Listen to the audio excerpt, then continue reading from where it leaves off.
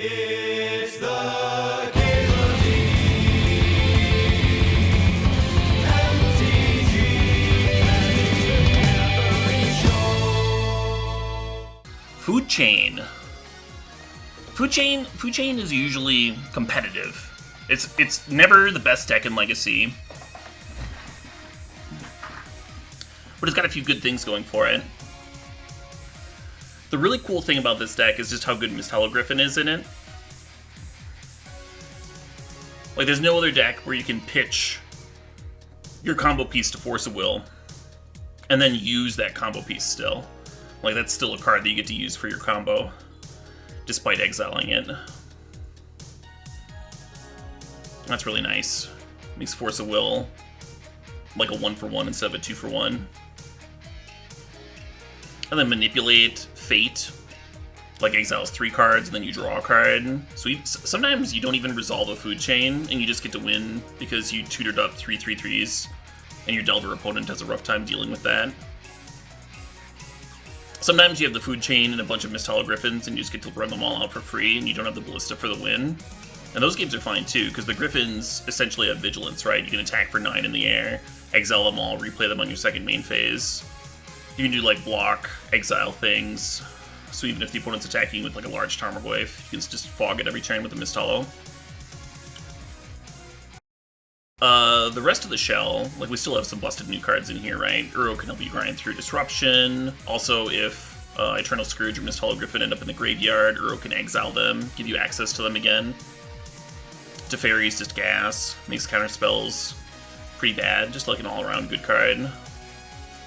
Ranger Captain's pretty sweet in the stack. Ranger Captain seems oddly good against Storm, if you can resolve it, right? They're like Dark Ritual. You know, they have to like invest so much in their combo turns, and then you can just fucking respond to their tutor by cracking the Ranger. Put them in a rough spot. Anyway. Enough of my talking. Let's get into a match, huh?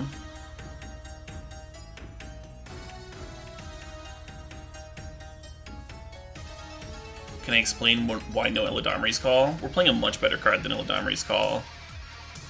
We're playing Manipulate Fate. Manipulate Fate is a blue card, so it pitches to Force of Will. And it not only tutors up our combo pieces, but it also draws a card on top of it. So we have a blue Eladamri's card that draws a card. Much, much better,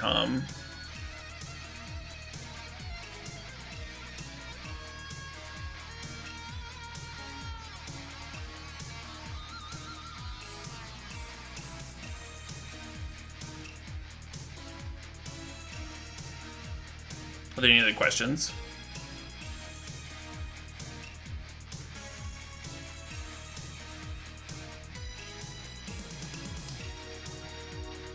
I don't think they did anything to Moto, no. Eladamri's Call? Eladamri's Call is a green-white card. It does not pitch to Force of Will, no.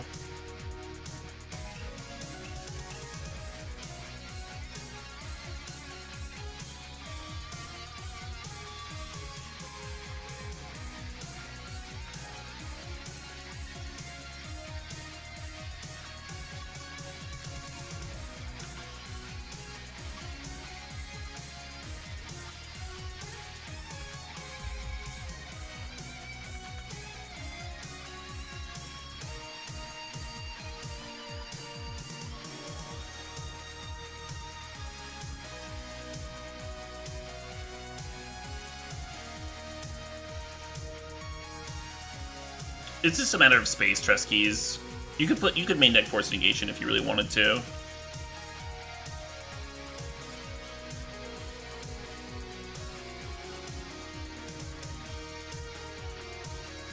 Force Negation plays really well with the Griffins.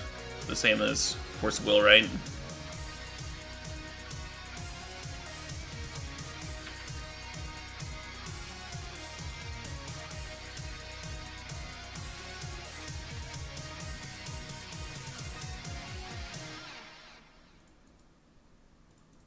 Hopefully I don't get burned for fetching that Savannah.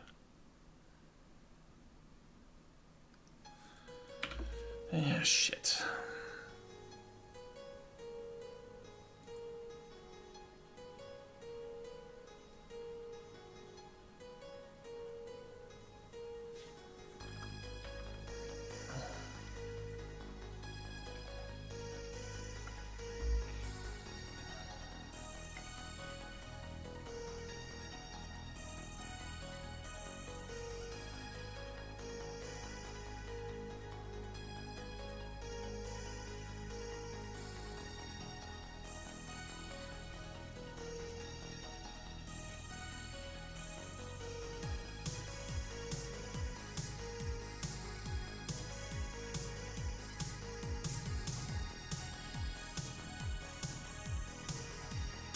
Well, there's no real reason to play Snow Basics or not play Snow Basics right now, because they banned Astrolabe. We have Ice Fangs in our deck, and that's why we have Snow Basics. But it might as well.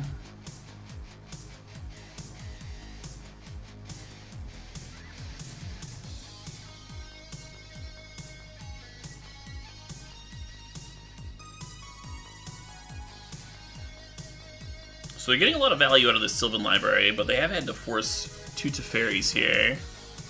So that's good for us.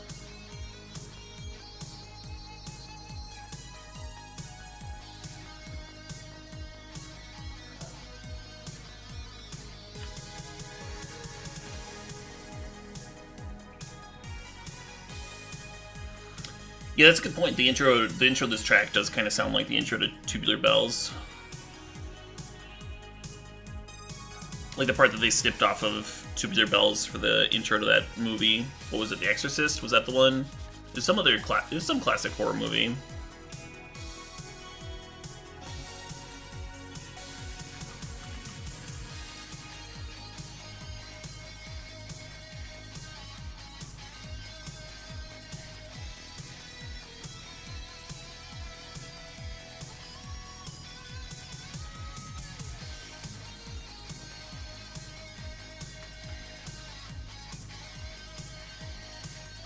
I'm jealous of the Sylvan Library.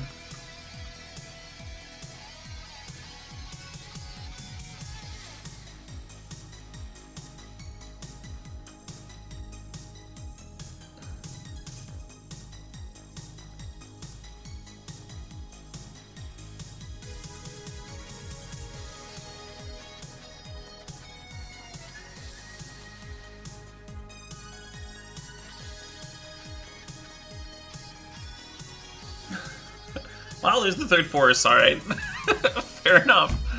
Fair enough.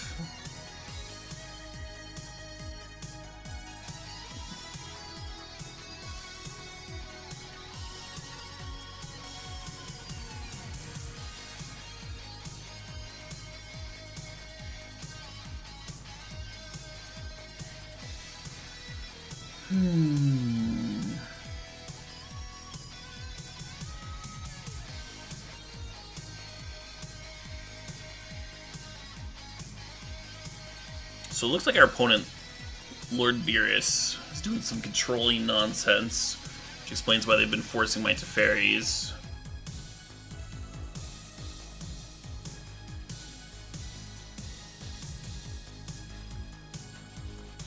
I think 3 swords is still about appropriate.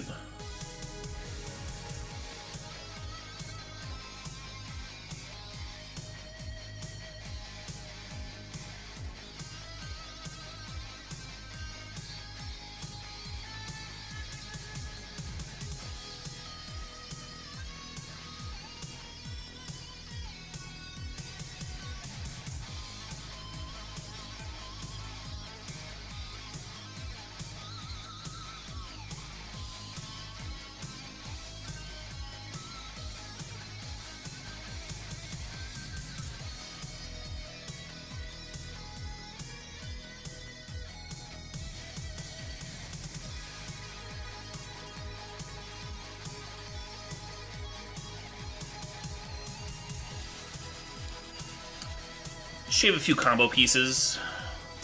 Get a little bit more grindy, maybe. A little bit more interactive. We'll see. The Natural Ballista might be better than Ranger. Having another copy. Answer cards like Hull Breacher or Narset.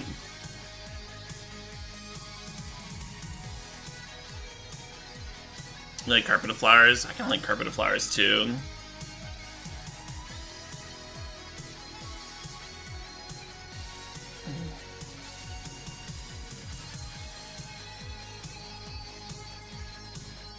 Another Ranger Captain.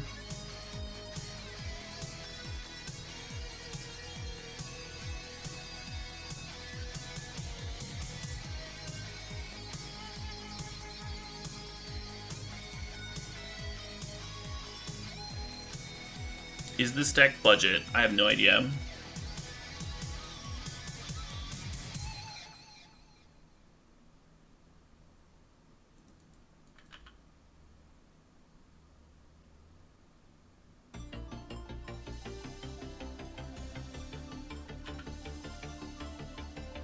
Gonna go with no. Yeah, the fetches and the dual lands kind of imply no. Teferis are kind of expensive too, huh? At least I know they are on Moto.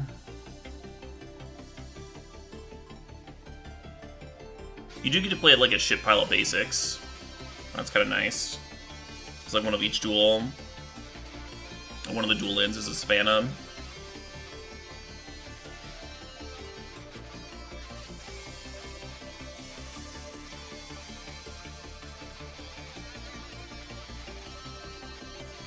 I'm gonna play the Ice Fang. No, I'll keep it. I might need to pitch it to the Force. Do you want that value though?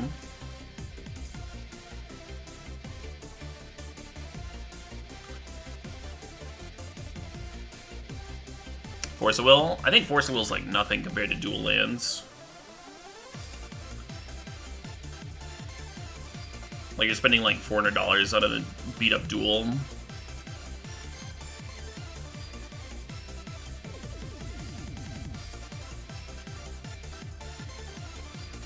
Teferi's expensive. You don't need Teferi in the deck if you wanted to build a budget version of the deck. It is good though, obviously.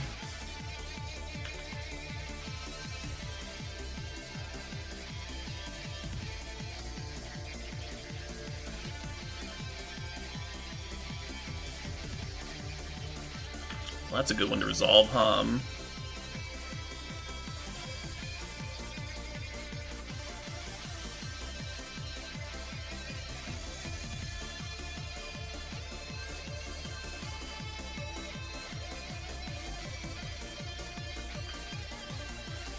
You think Force of Will is the most overrated card in Cube? I think that's going to depend on the Cube. I think in Vintage Cube, Force of Will is not overrated. I would actually say it's even a little underrated.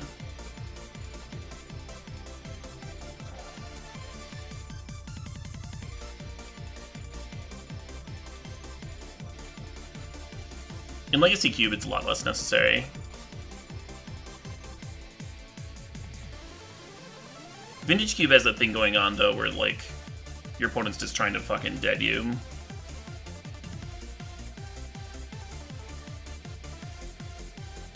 And being able to stop them is really, really good. People underestimate the amount of times that you can just, like, hard cast your Force of Will, too. Doesn't always have to be pitch cast.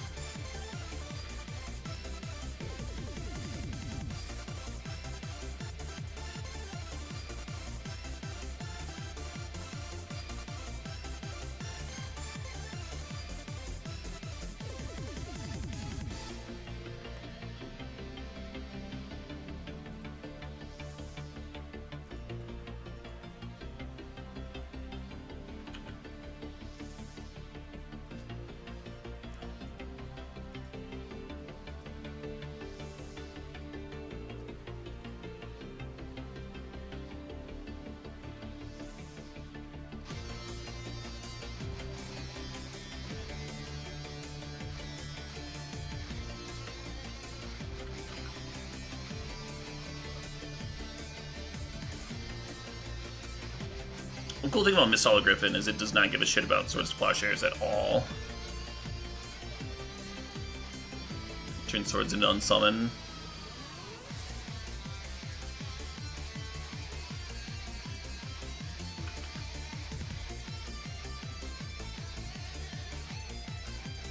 The Mist Griffin in our hand is worth more than the one in exile, because we could draw like a Force of Will to pitch it. So we're gonna cast the one from exile first.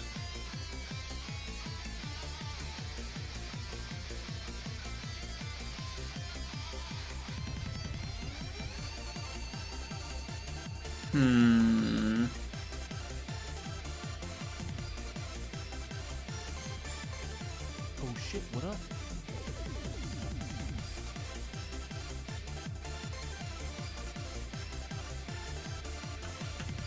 Oh shit, what up? Hey Casper OV, thanks for the sub, thanks for 48 months.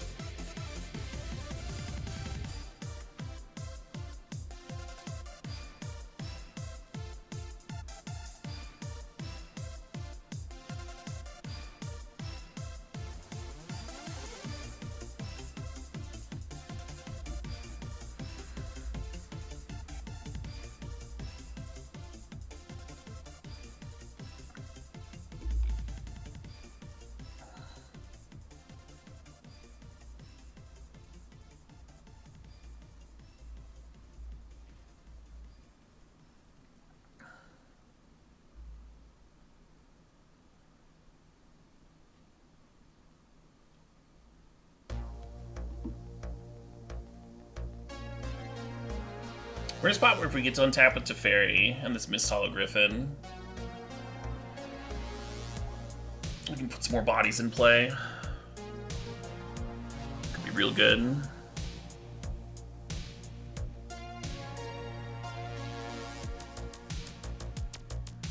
Do I ever wonder what Mist Hollow Griffin tastes like? Oh man. The meal that keeps coming back. Talk about sustainable farming.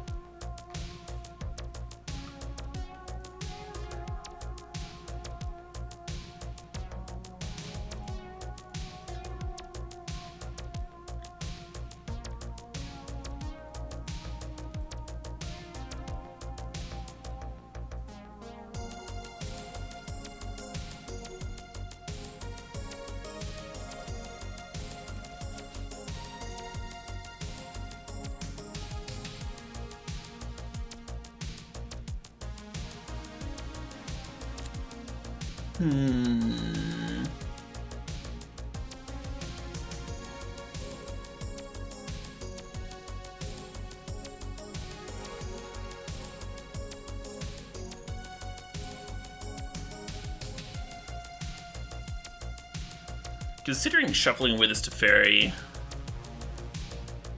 Yeah, let's do that. I don't know. We can also, like, just put both lands on top. Food chain, dump some things.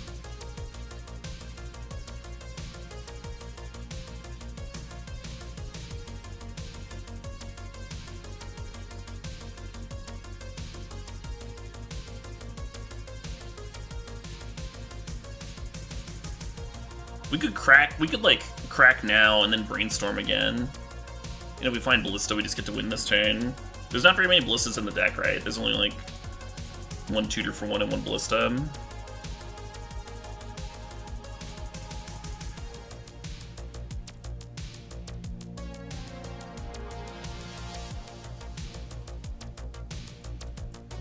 Yeah, this could be wrong.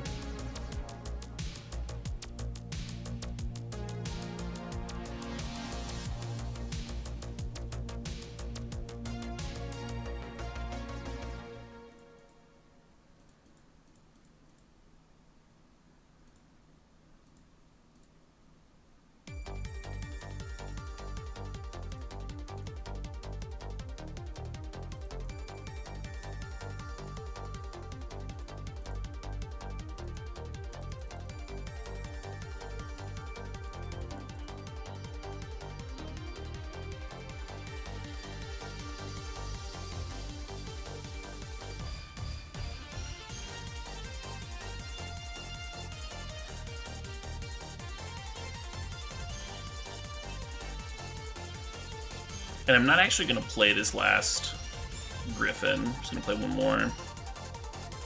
So I have something to pitch the Force Negation.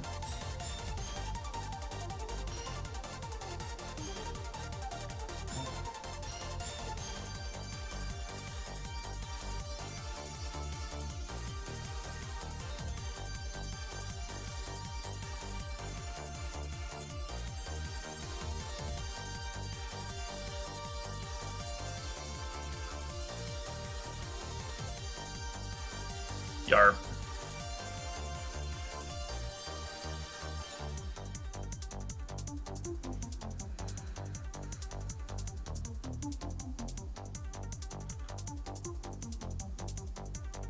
Happy birthday to you, Nibiru.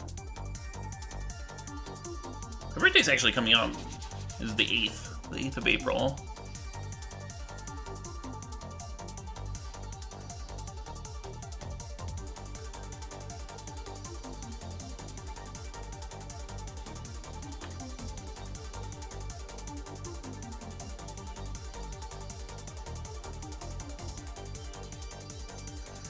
I'm just gonna exile some duds here. I think it's just 3 fetches.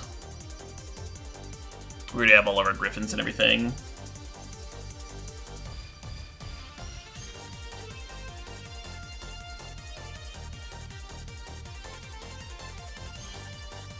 Nice. Well, there's a win.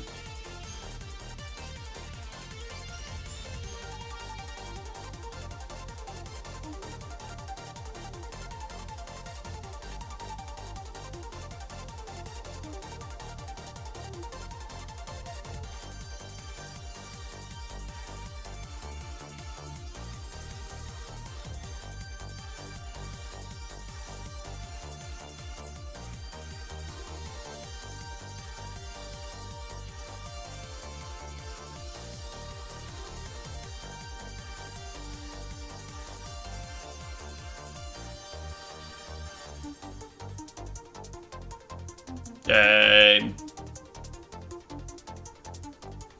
Sweet. So the cool thing about that game is that we got to show off the Force Negation pitching Mistello Griffin interaction.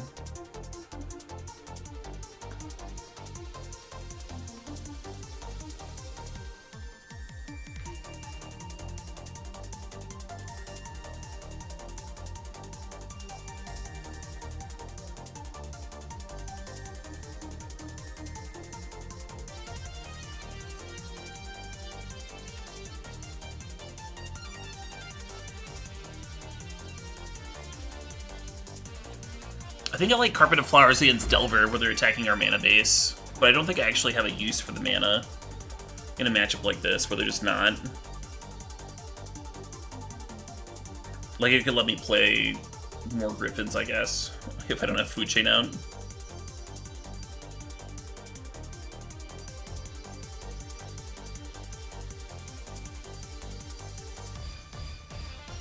think it's much more important that we get, like, our key cards to resolve, like Teferi and stuff.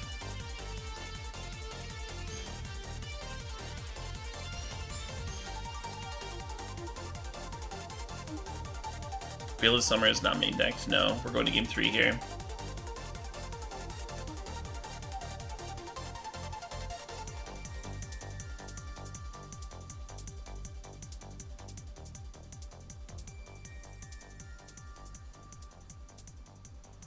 With them showing Wilt, I kind of want another copy of Food Chain. And maybe another copy of Ranger Captain.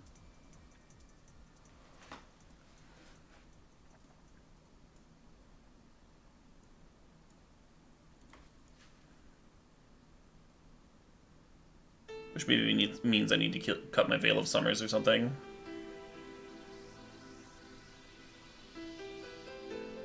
Could cut this Force Negation that I just added in.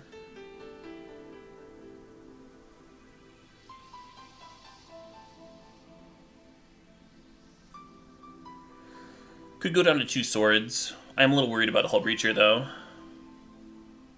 Not having an answer handy. 3's probably the right number.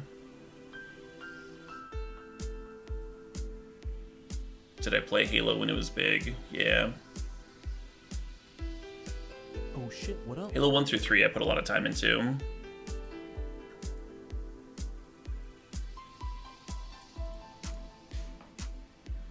Hey Royale Fork, thanks to the sub, thanks to the 37 months.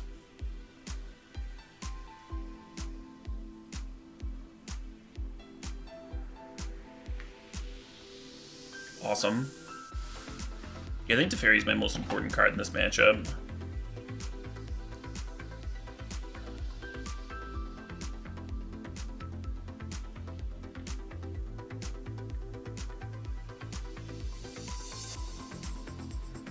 I only played the campaign mode of Halo 1 through once. But definitely did a lot of LAN party type things. We just like had as many people in a room playing Halo as possible.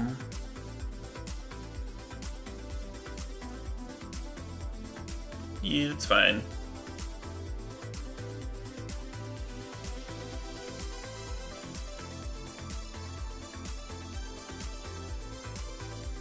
I think that one's fine too. Because we have a backup, because we have a spare here. I was not planning on playing MTG Legends.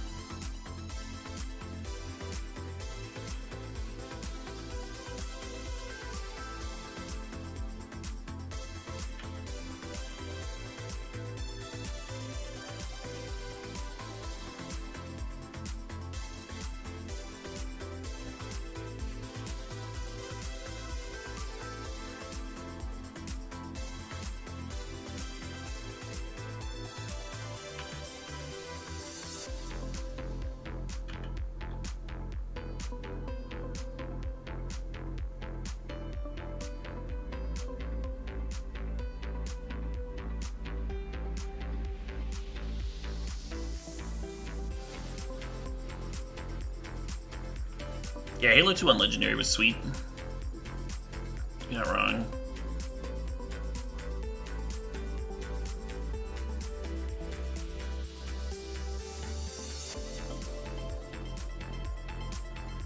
I want about that fucking Sylvan Library, but I don't want to lose my Teferi.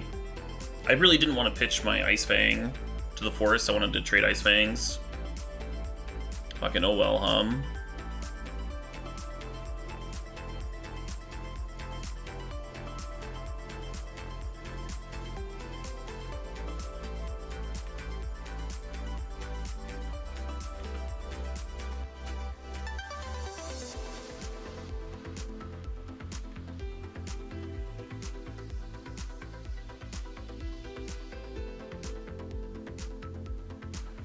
We do have the same lands. I mean, we're both playing Ice Fangs, so we both have snow lands.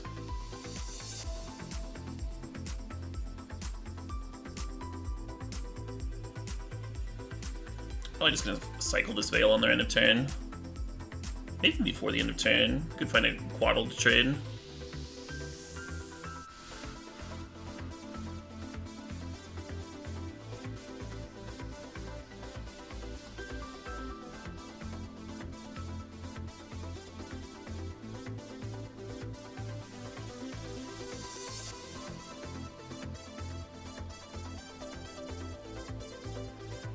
Interesting. So they want to play something and have it be uncounterable.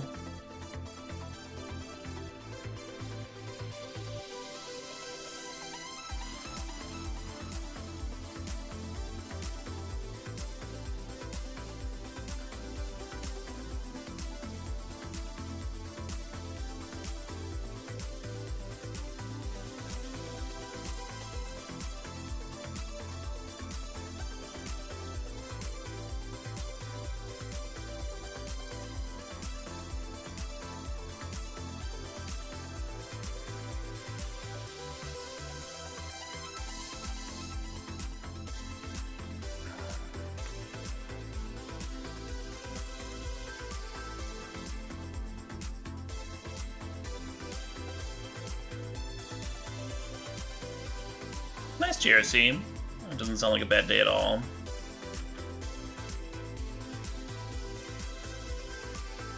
Narset found Wilt for the opponent.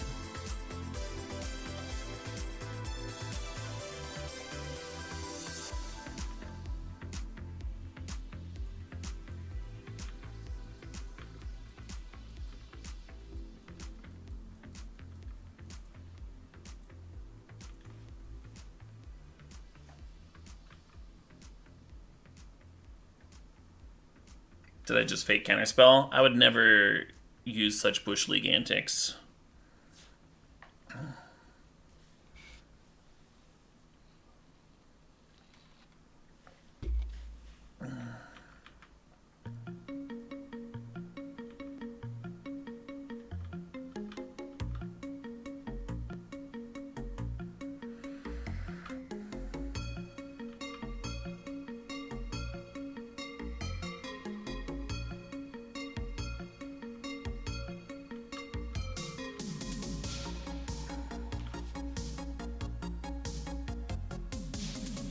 So we're not going to get to draw an extra off this Manipulate Fate, thanks to Narset. But we will get 3 Griffins. That's kind of nice.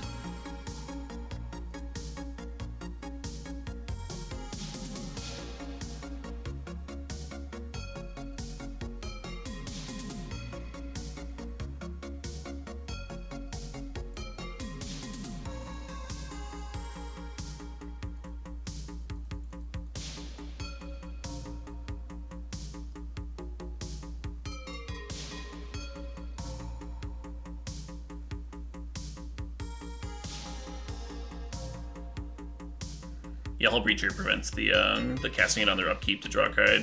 I want to play a Griffin this turn anyway.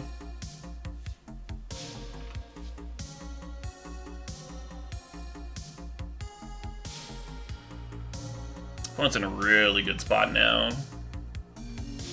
There were a bunch of turns there in the early game where we just like had nothing but lands. We were just land flooded, where we really needed, you know, a brainstorm or something. I think that's gonna just end up being the match, because now they get to clear Teferi.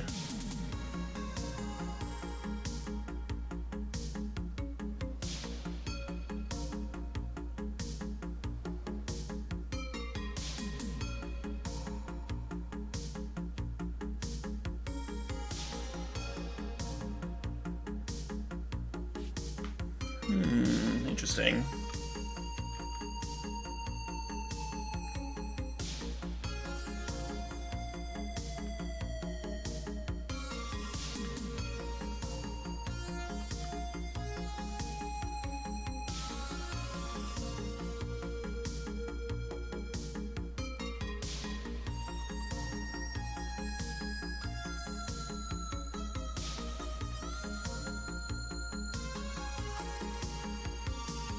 Good night, Pat Daddy.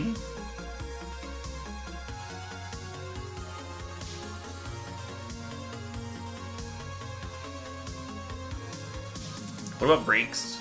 Can I skip on breaks, Durzo Blint?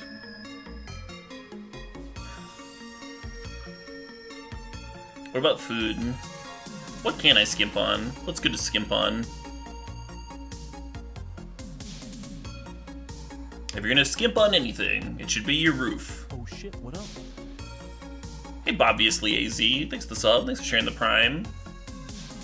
If you live in a 2-story building, you don't even really need a roof, right? Because if the fucking roof is gone, then the first level just becomes the new roof.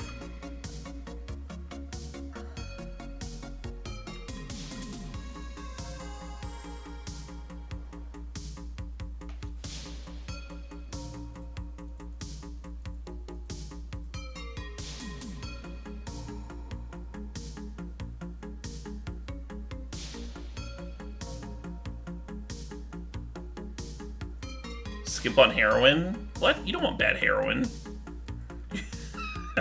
you don't want good heroin either. But the term skimp refers to something kind of specific, right?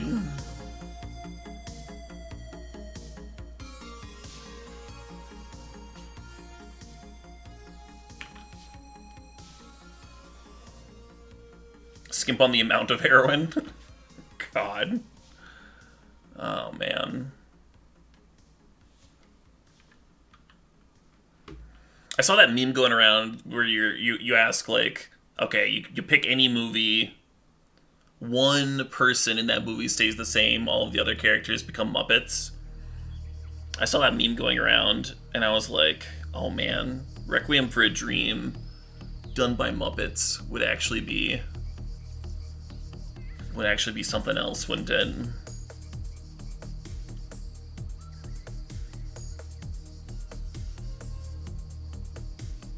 Nick Cage and Mandy, that's good too. Ass to ass. Yeah, keep the ass to ass guy. Everybody else.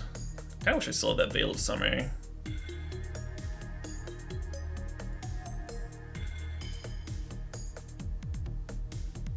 You think it would be less traumatizing with them all as Muppets?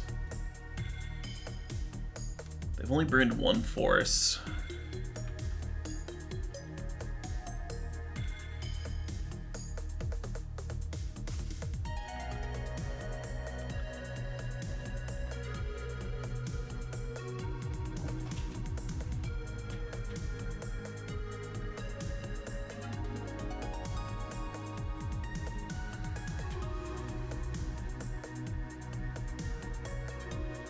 We know that one of their cards in hand is Wilt, and the food chain doesn't even fucking do anything anyway. Like, we have plenty of mana, right? They're only at 2 life.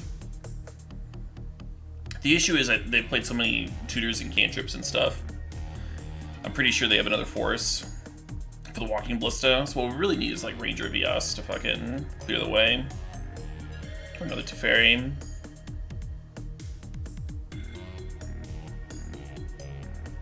I don't know. I'm just gonna play Ballista.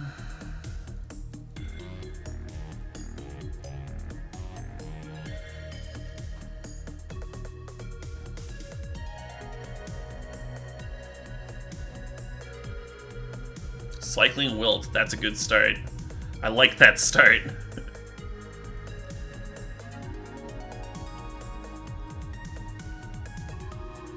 Yeah! Sylvan Library was on my side. Fantastic.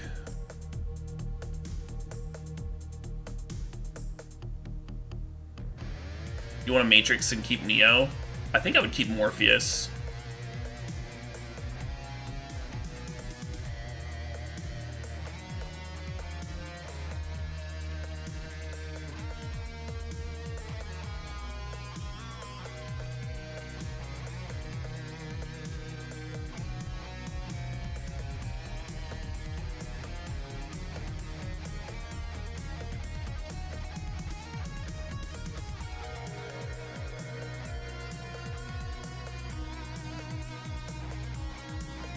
Keep Agent Smith. See, I think the fights are a lot better if Agent Smith is a Muppet. I think it's like part of the appeal to choosing the Matrix.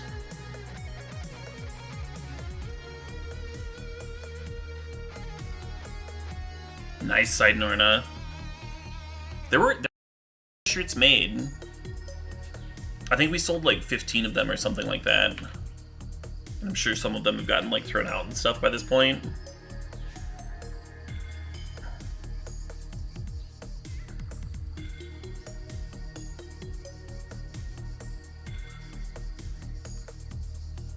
Goblins.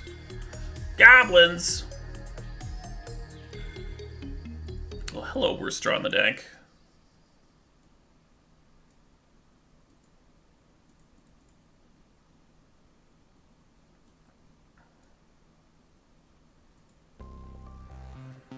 Yeah, if I played, if I moved Force Negations to the main deck, I'd be tempted to play a 4th Griffin.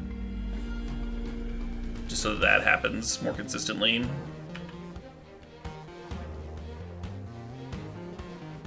What do you cast with Infinite Mana? Ideally, you would cast... I mean, you can just run out the Griffins, right? And just, like, have a board full of things. We've done that a couple of times so far. But ideally, you would have a Walking Ballista. Either you would Ranger Vios for it, or you just have it.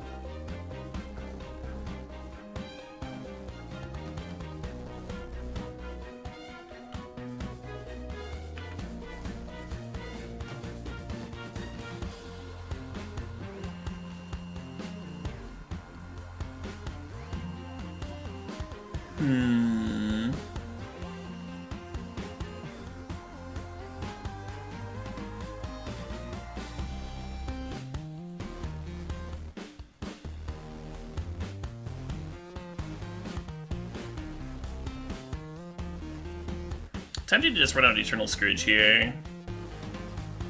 But I think I want to be holding up the swords. In case they've got their 1-drop to Violin. Yeah, that one. It just seems a little easy for them to get Scourge out of the way with like anything that targets at all.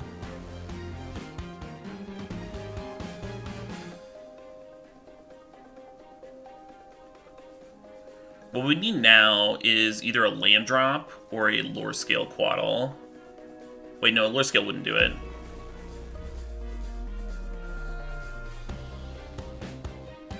We need like a land drop off the top if we're gonna dump our Griffins into play next turn.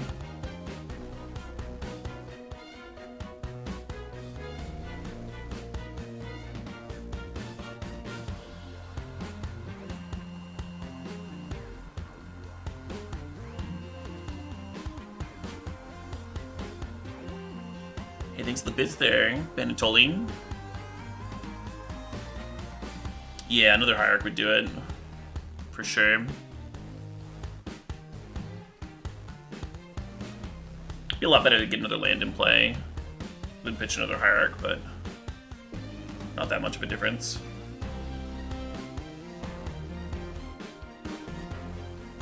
The Fly with Muppets? I've never seen The Fly. Oh yeah, that sounds wild. What about Naked Lunch?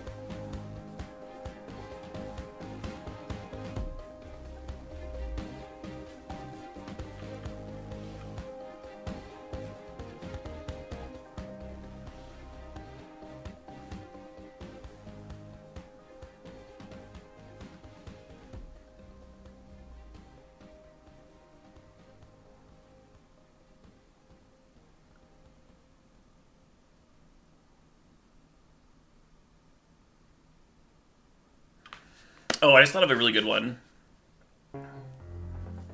Treasure Island.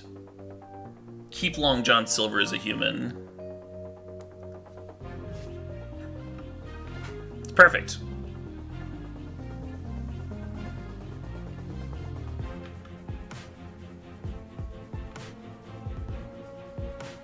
I'm actually surprised they haven't thought of that.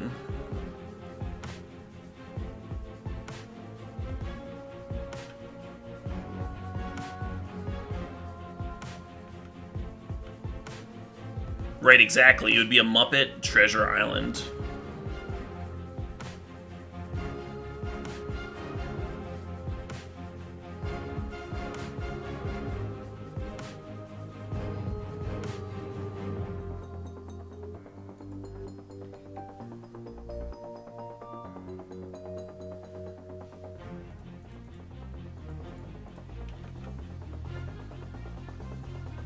This draw here is definitely a fetch.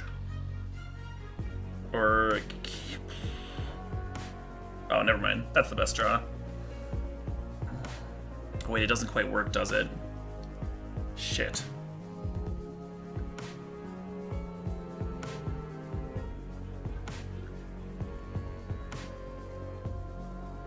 I almost took the damage too. I almost like just took 7 more damage. So we could keep the Scourge in play.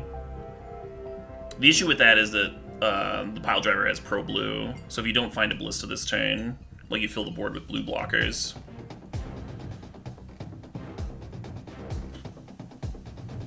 Griffins cost 4.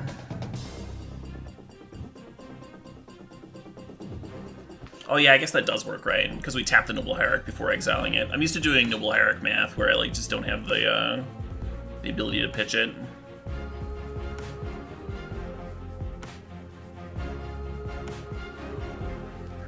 Or the ability to tap it first. I think that was earlier this game. I was doing the math with like a Summoning Stick Noble Hierarch, where it's just like +1 mana.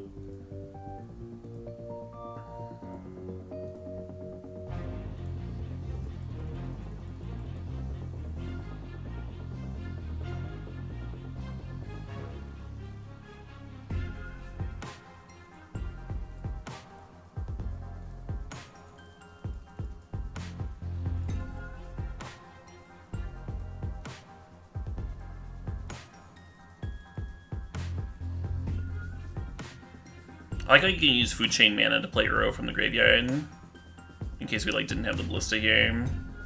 If we had like another card in the bin.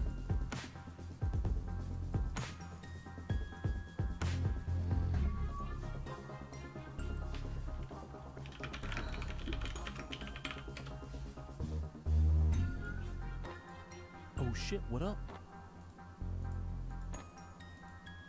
Oh shit, what up? Hey, Ferret Fiend, thanks for the sub, the 14 months.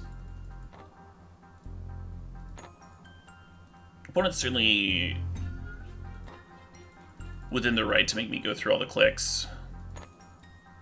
I was just letting them know in case they wanted to concede. Like, I wasn't...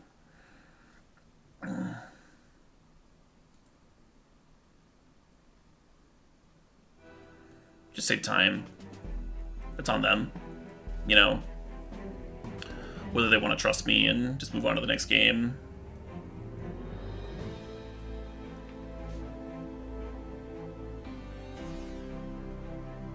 Right, yeah, they haven't seen the ballista yet. I was just letting them know. It was in my hand. I can scoop or not. I don't mind going through it.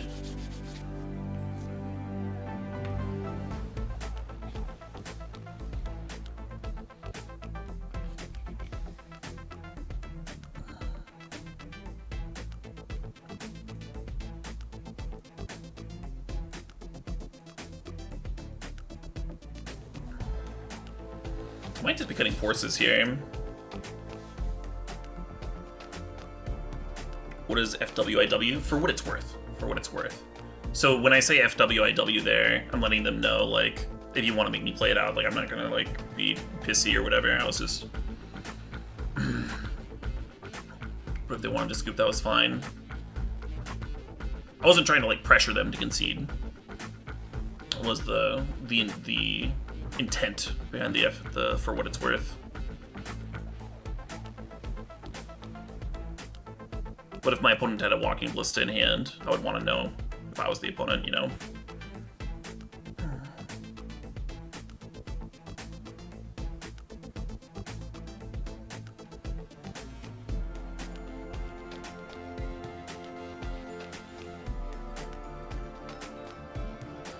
Oh yeah, I should have clicked the show hand button. Well, anyway.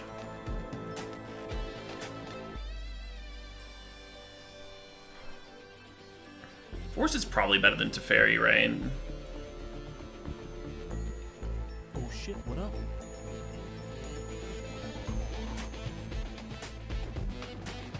I wonder if they're bringing in needles for me. In which case, Force of Vigor could be sweet. I think I'm just gonna rock this.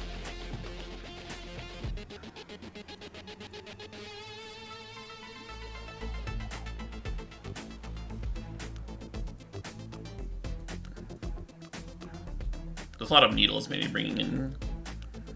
I'm bringing a couple Teferis back in, just in case. In case I need to combo. Hey, BK Rom, thanks for the 7 months. Sharing that prime!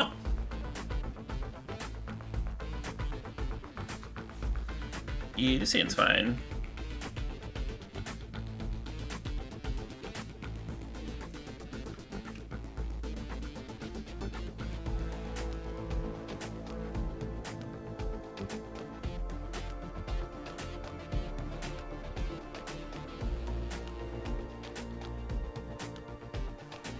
Containment Priest turns off their vials and it turns off their cheaty goblins. I think it's pretty good. It's also just like a flash blocker.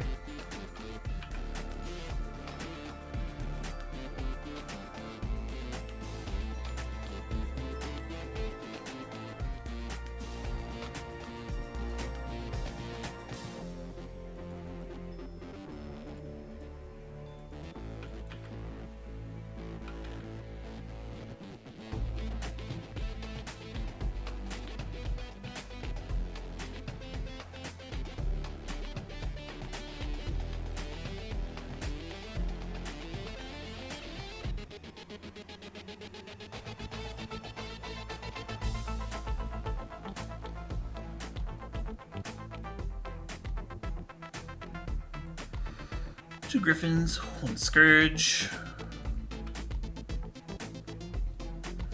Yeah, if a non-token creature would enter the battlefield and it wasn't cast, exile it instead. You're still casting them from exile.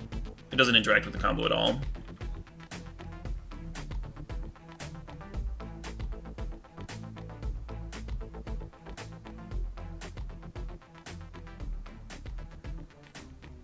The route could still do work for them with like matrons and ringleaders and all of that. Could just like fill their hand back up.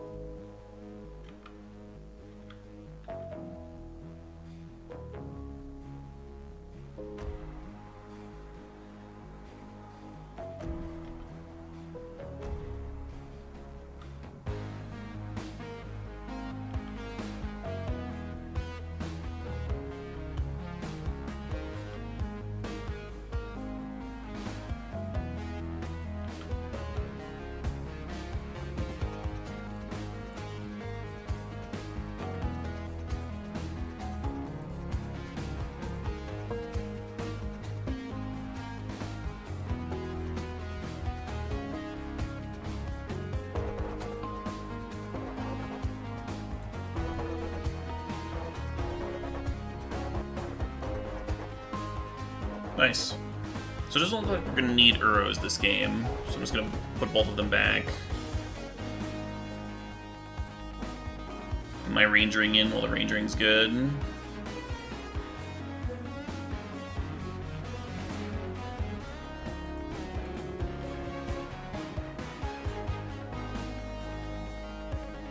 Well, they didn't vial it in Malagor, they cast it. They cast the Munitions Expert from their hand. The vial was on 1 at the time.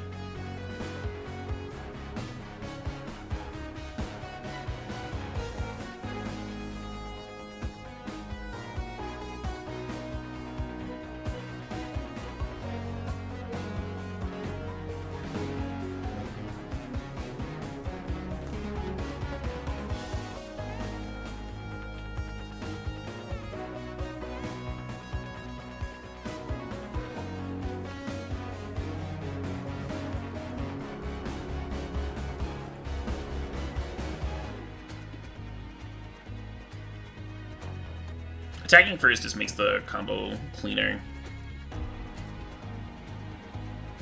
A lot of times I would sack Ranger Captain of Yas just to like 100% make sure the coast is clear. But I don't think Goblins has a way of interacting with Food Chain. Like the enchantment. I'm not like afraid of red-black mana.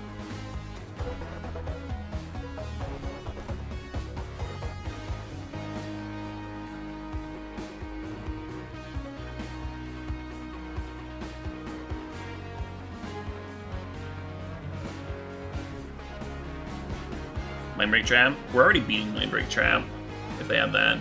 They would need to have 2, right?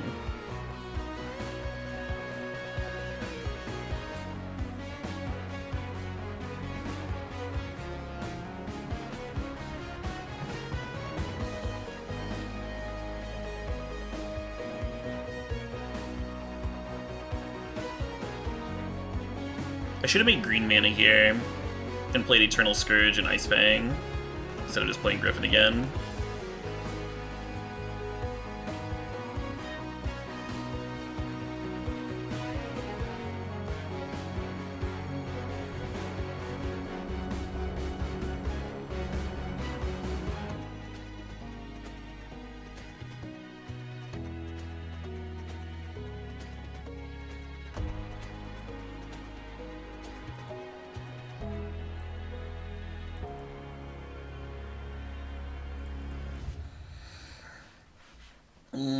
Yeah, the only real way that they could have interacted with the combo is if they had like a disenchant effect for Food Chain. They just like don't have it in those colors. Second trap would have been funny for sure, but then they would have been hellbent and I'd have 1 draw to answer my Food Chain. Still be real far behind. Should they have waited for my Ballista? It wouldn't have mattered because we had Ranger Captain for a second Ballista.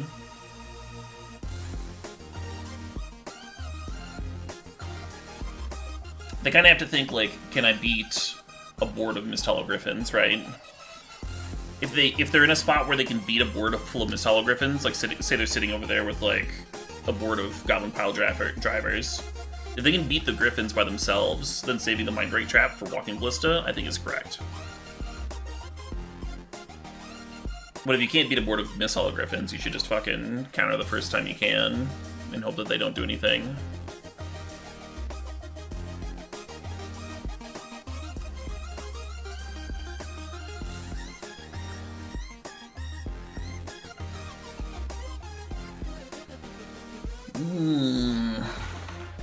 Oarsman aim. Used to play a lot of miracles. This draw that I got over here is very slow. Needs a Noble Hierarch real bad. Or Force. Force would help.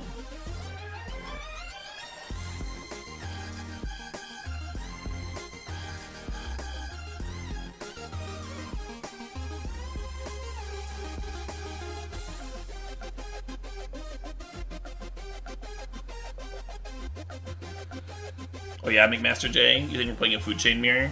That'd be hilarious.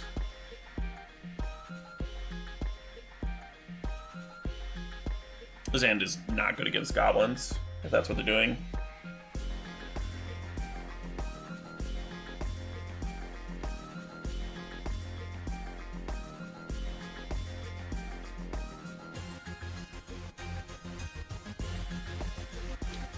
Pre-turn 1 land, drop tank.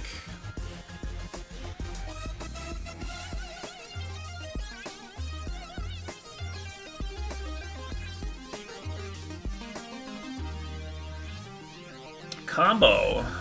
They're on combo.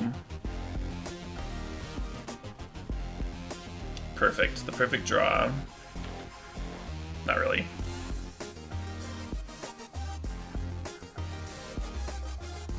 If we get to live long enough to Teferi bounce the defense grid, then the Force of Will could be good again. I don't even know if that's better than playing Food Chain and just trying to win the next turn, though.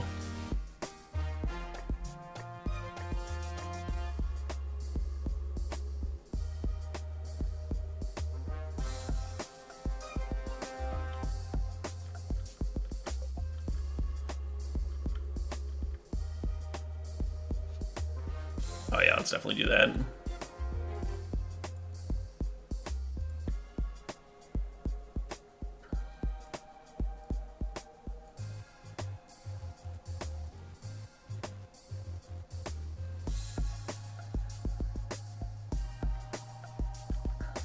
Nice.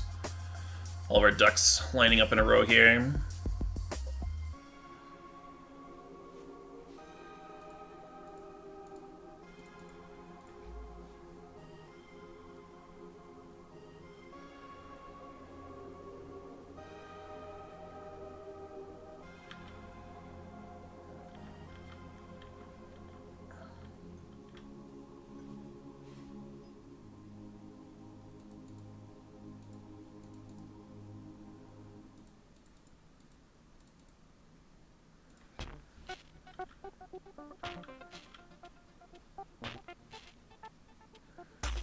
So the scary thing here is that Basalt Monolith plus Manifold Key is a lot of mana.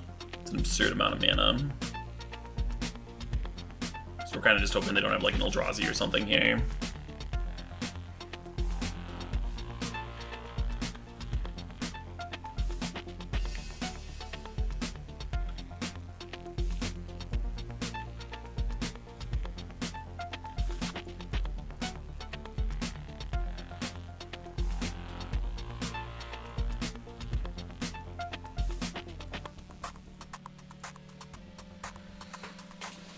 Looks like that's good enough for them.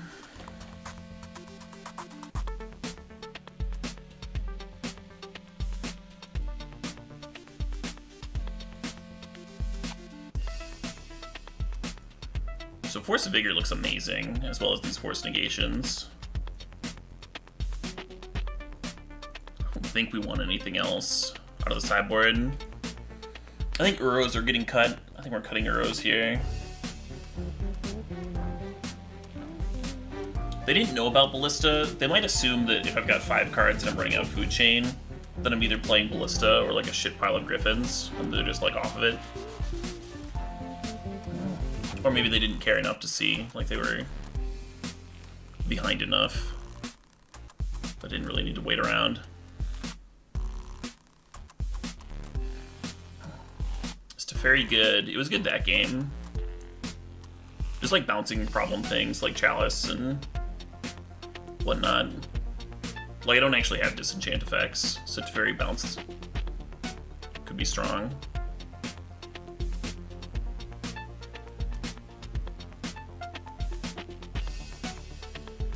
You don't think swords are great?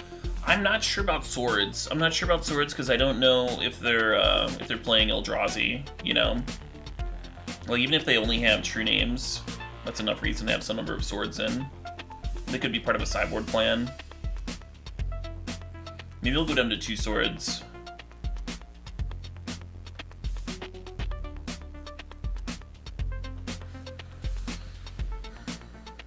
There's just like a lot of room to maneuver with the opponent's deck list.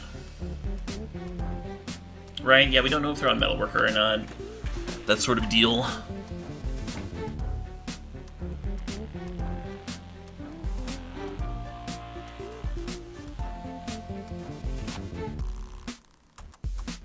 Huh. So this hand's really bad against Chalice. I think is a fine enough reason to mull it. I mean, it looks... You would keep this in the dark against a random opponent every time, but I think we want like a Force or something.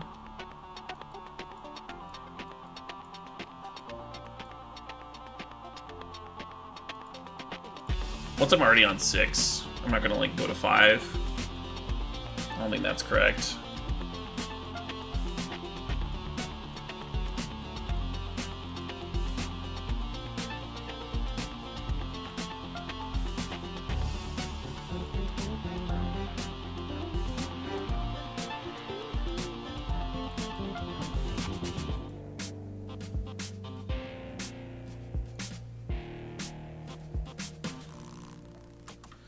The LED's kind of throwing me for a loop. Maybe they did some wild draw 7 Karn business. Definitely feel like a Karn deck. Oh shit, what up? Oh shit, what up? Hey Darth Jason, it's the sub, it's the 8 months.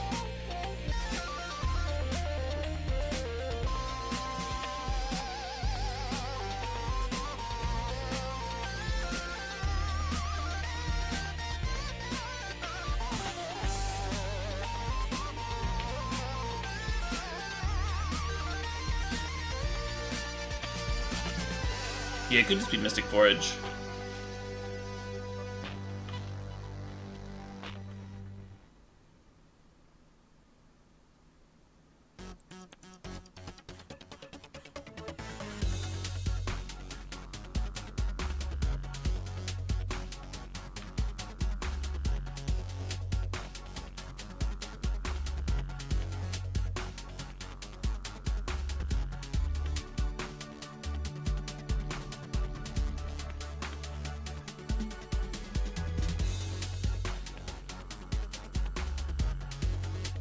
I wonder if Ranger Captain was a better play than Teferi.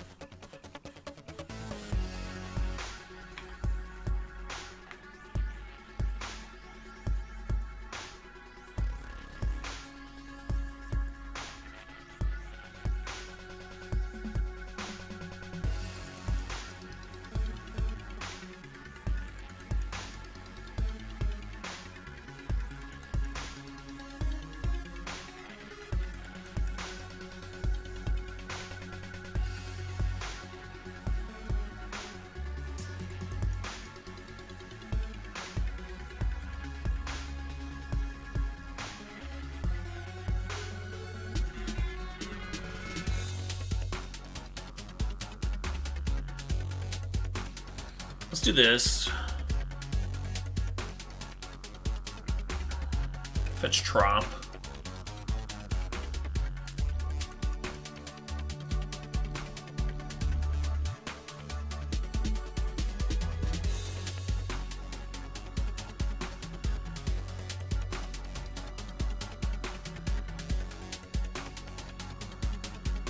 Oh, you know what I should have fucking done? Rather than play this Ranger Captain? I should just play both Nobles and cleared the Karn.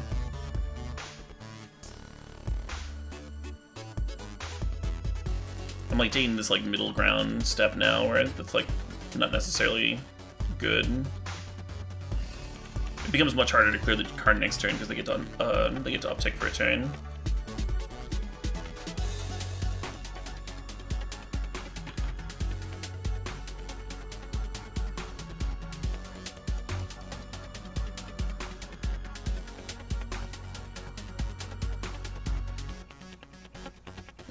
Down.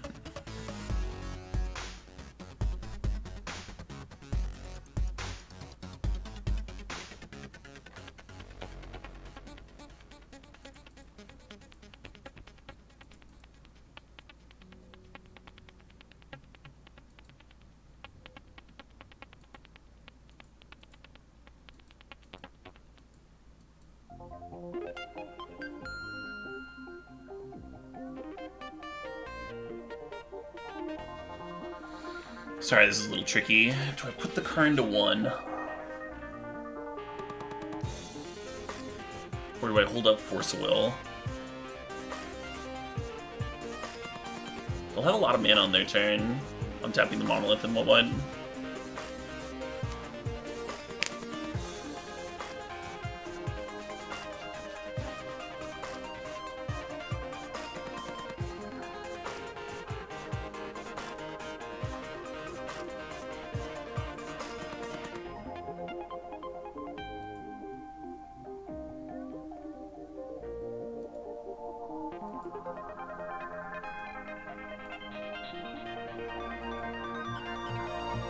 I wasn't considering Ballista. It's whether or not I wanted to play with the third Noble, or just attack it for 2.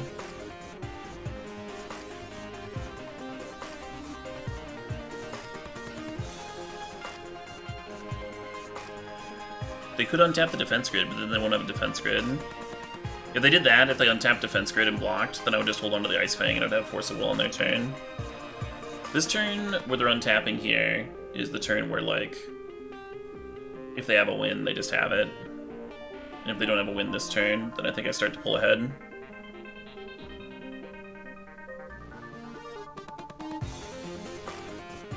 Michelle McLaughlin is who you're thinking of, Bogart.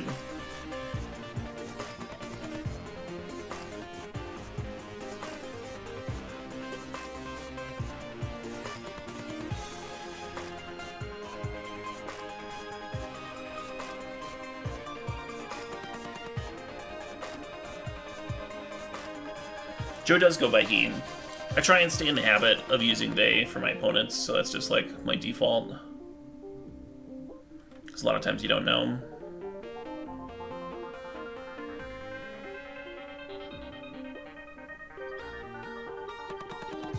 But you're right. You're right for sure.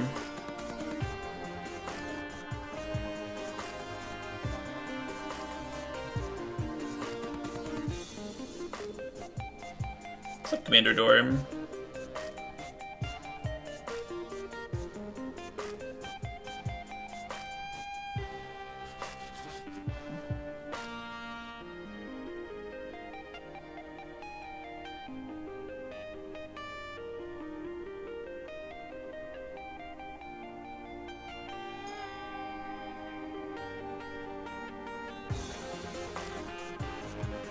You thought Joe quit playing? If that's what you thought, it seems that rumors of his quitting were greatly exaggerated.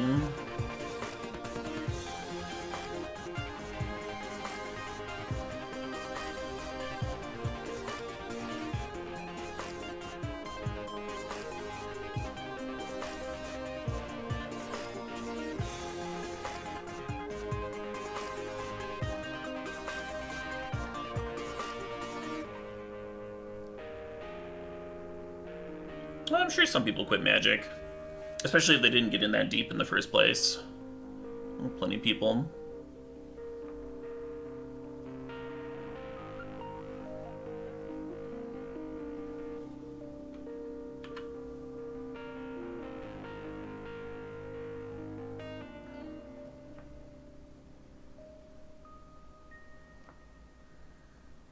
What does this card even do, is the question.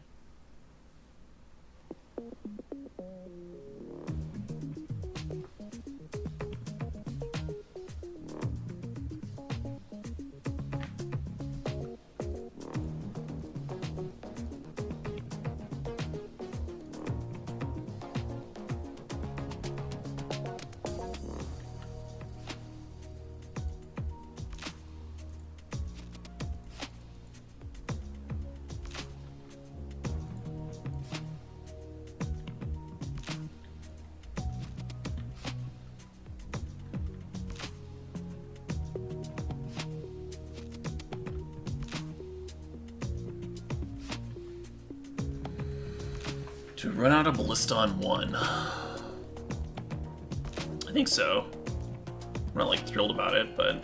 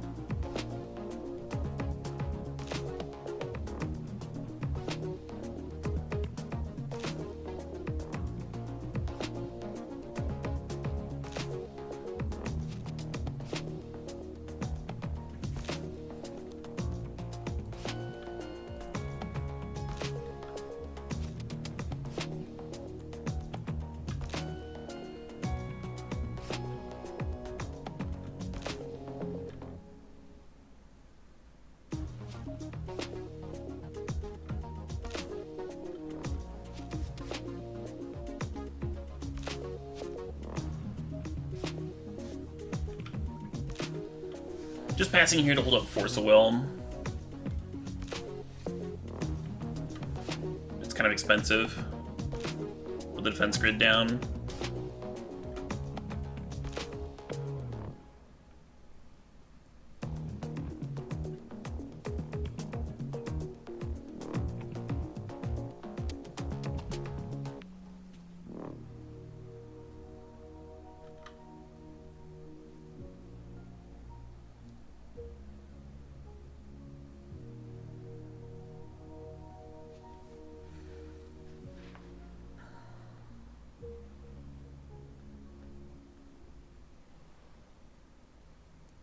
So they don't have Basalt Monolith.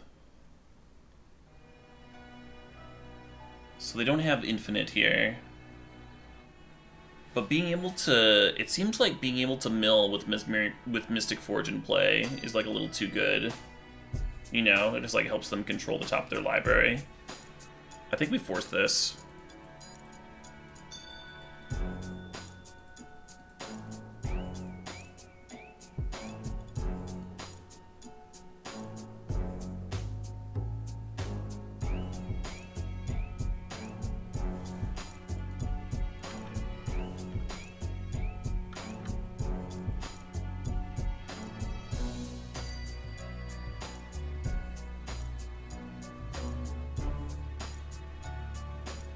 The Orb looks really wild in their deck. It seems really good with Mystic Forge.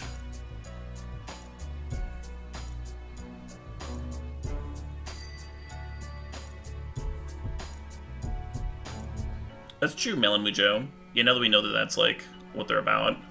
I wasn't really sure what he was doing, with the with his deck after the first game. We didn't see much. We just saw like some lands, a defense grid, and a Voltaic Key, which could be like a few different decks. I think usually you're doing like big mana Eldrazi things. We had a pretty good idea that they were playing Karn, but that was about all we knew.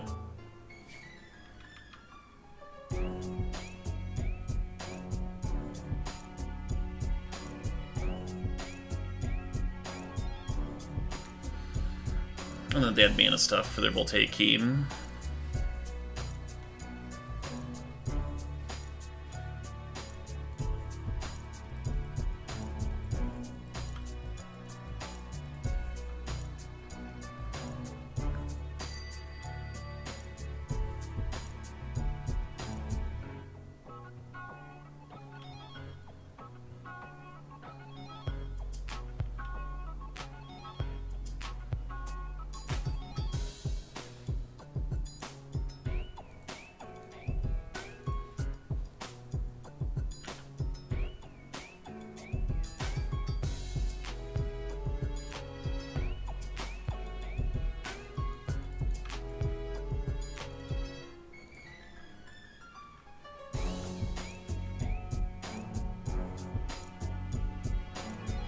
I mean, the Dorks, without the Ballista to control us a bit there, like, we were actually, like, kind of close to clearing them, huh? Because each Dork is worth 3 mana, so with 4 Noble Hierarchs, we would have 12, plus Squaddle is another 3, so 15, 16, 17. 16, so it'd be like another 8 damage. Have an 8/8. Well, anyway.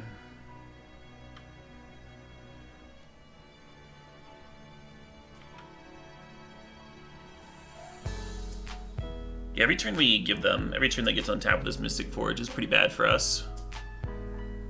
Inventor's Fair seems dope here.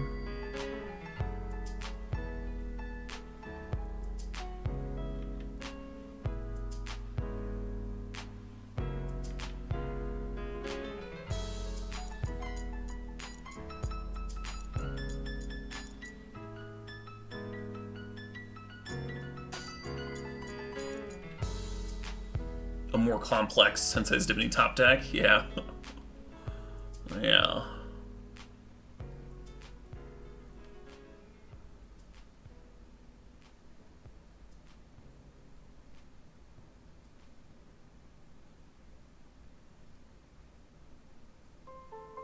What's up, DC?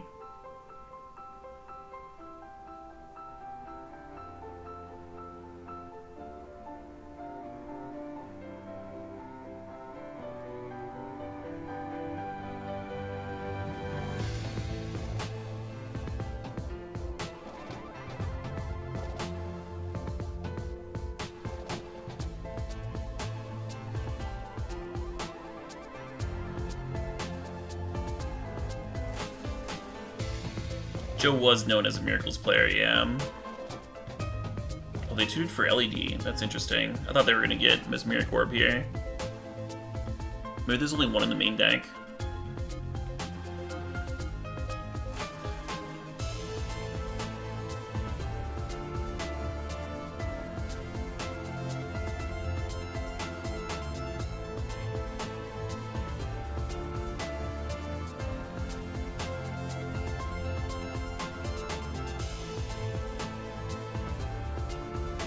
Some nice free mana there.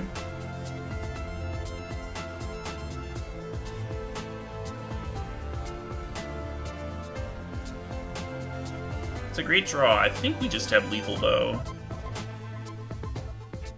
This sets him down to 8. And the nobles are 3 each, right? So it's 1, 2, 3, 4, 5, 6. And then the Fang is 3. So it's 9, 10, 11, 12, 13, 14. Oh, that's only X is 7. That's only X is 7. We can only put them to 1. I think we want to cast this Force of Vigor. I think that's what we want to do. And we're going to hit Mystic Forge and... I don't know, something. Maybe just an untapper. Maybe we hit the untapped Assault Monolith.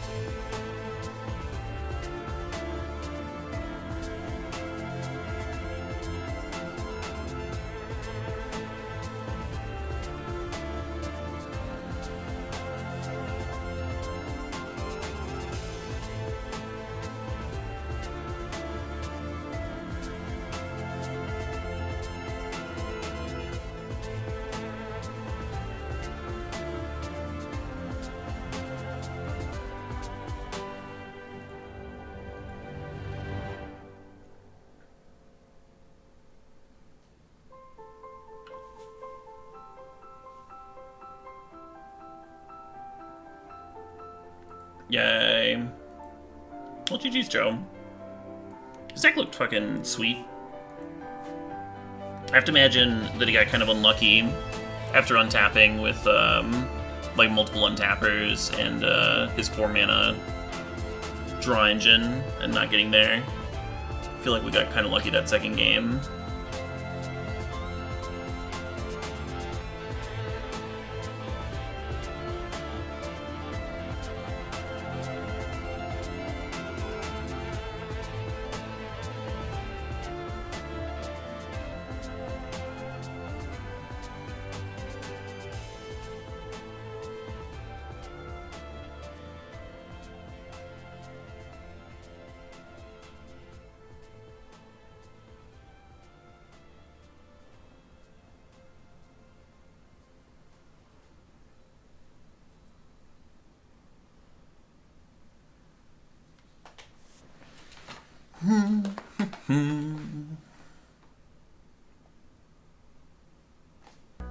We did face Lord Beerus round 1. They almost got me too. Or did they get me? I don't remember. Oh yeah, we got them with the Ballista. They had the game like pretty well locked up in game 3, but they went to 2 life from Sylvan Library and like a cheeky little Ballista cleared them. That was right, that's right. Yeah, we've been running well. This is another hand that's just like way too fucking slow. But I don't think it's a mulligan against an unknown opponent.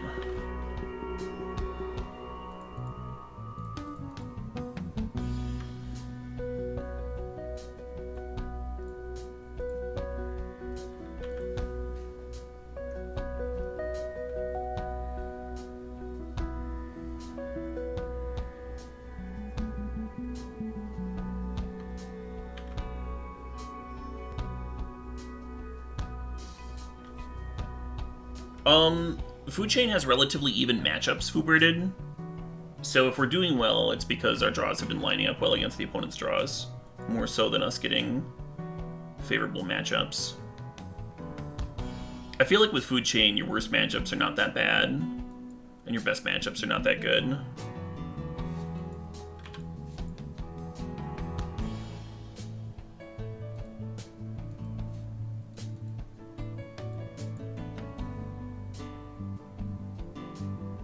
So we could hold this Ballista for the combo. Usually against Delver, you don't need the full combo. I kind of just want to kill this Delver, remove some pressure if I can.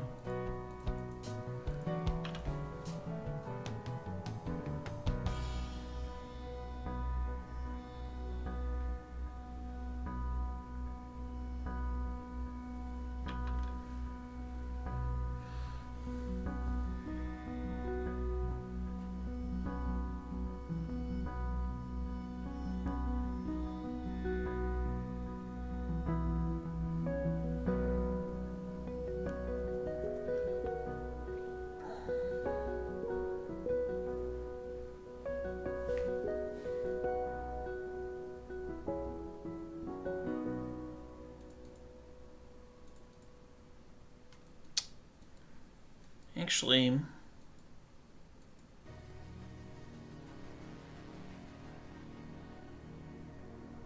I guess they abrupt decay Food Chain, then they're not bringing back Uro. That's probably okay.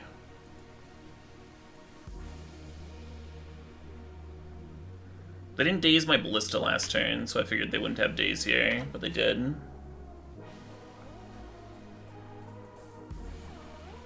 That was the other benefit to playing to Manipulate Fate. To play around daze, or Uro. Uro's a line. If you pop off with Food Chain and Mist Hollow Griffin, though, you just get to, like, play Uro for free. Kinda cool.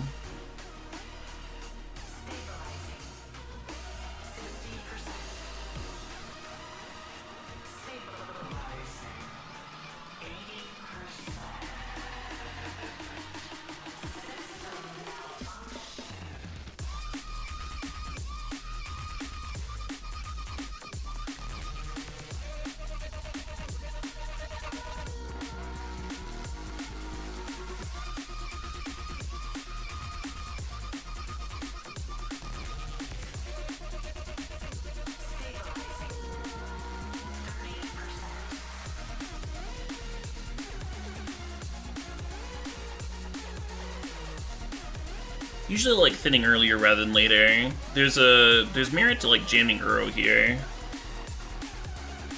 instead. I think Manipulate Fate is more likely to eat a Force. So we could Swords on their upkeep, but that doesn't even play around Force Negation, right? They can just hard cast it. Whereas right now, if they had another Force, they'd have to burn 2 cards. So I think it's better to play it now. Cool. Yeah, we really wanted to beta counter. I don't think Uro does it. I mean, Uro can't even get hit by Force Negation. So I feel good about my line.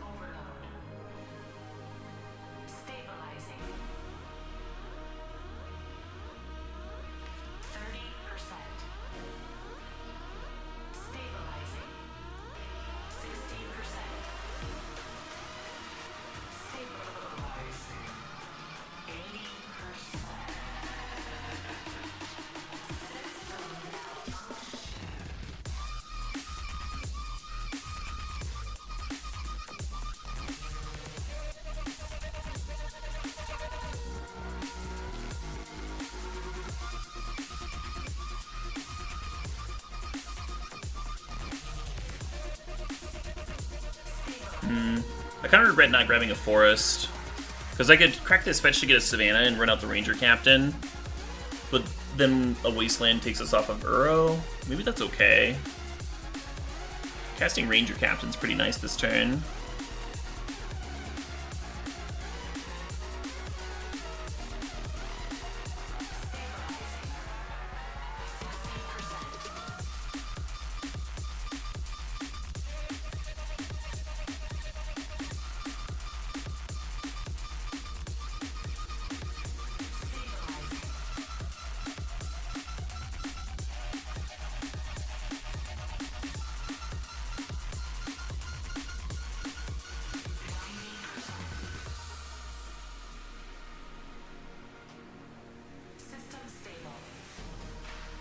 Incorrect, Nasen. When we cracked the Vista, there were two options. One was a plains, one was a forest. There's two of each basic.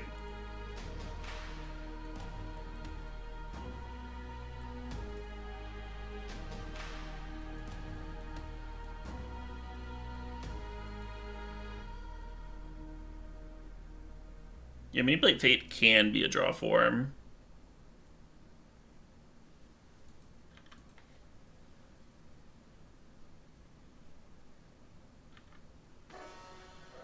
Gonna be one of those games, eh?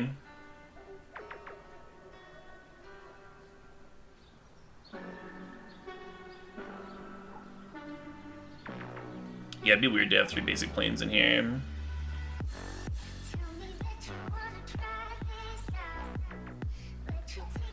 Man, I just answered Uro.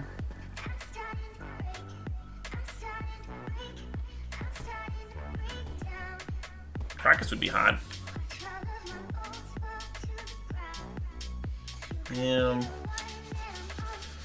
Yeah, fuck me, right?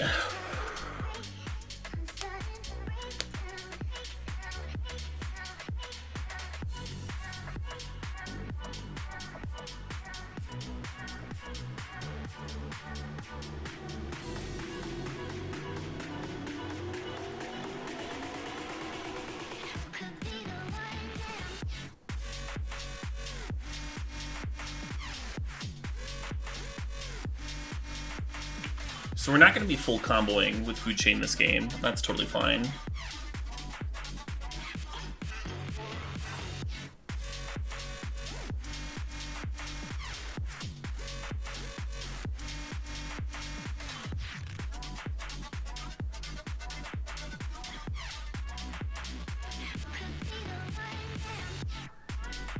That one's less fine.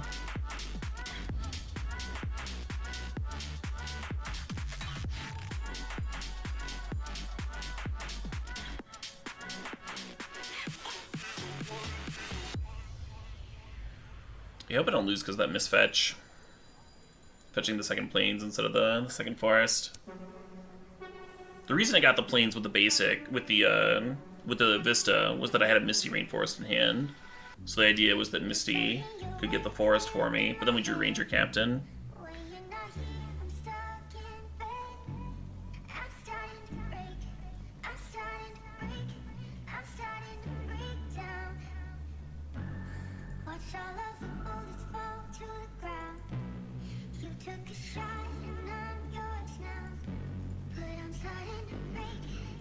Ooh, that's a great one.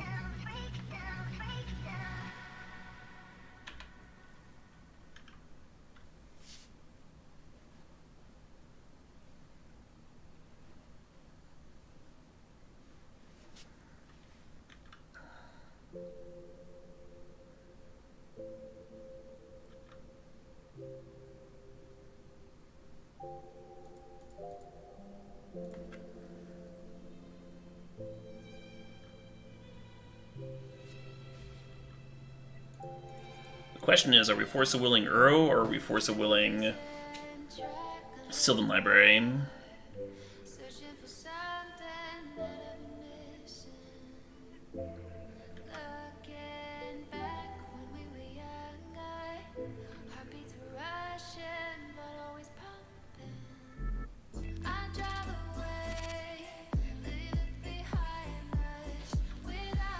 Sacking Ranger Captain isn't crazy. Having a creature in play is a lot better if we do draw Food Chain, though.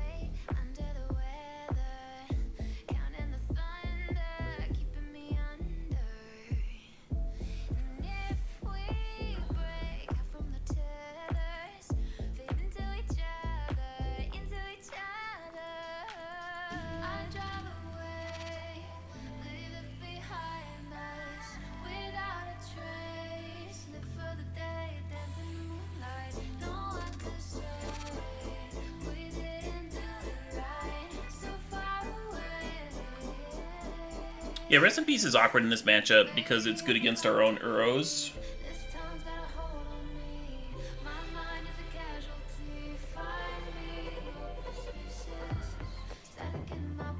The issue with forcing the Sylvan Library is that it makes Loam getting back Wasteland live, and then I don't get the Uro back.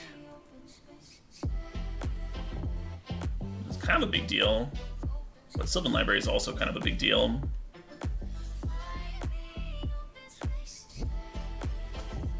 They do have Loam and Goyf as well, that's valid.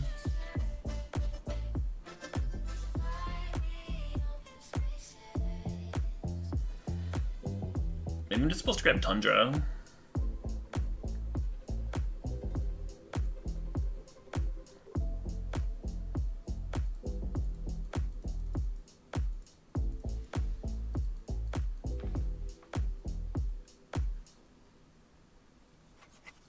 Then we have more hits. We have more hits, right? After they Wasteland me. They're not necessarily going to Wasteland me, though, so... Getting the Trop, the nice thing about it is it like forces them to loam back Wasteland if they don't want me playing Uro.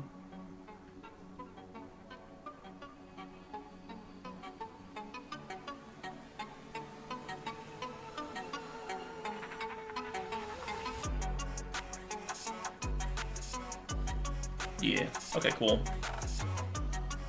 Cool beans.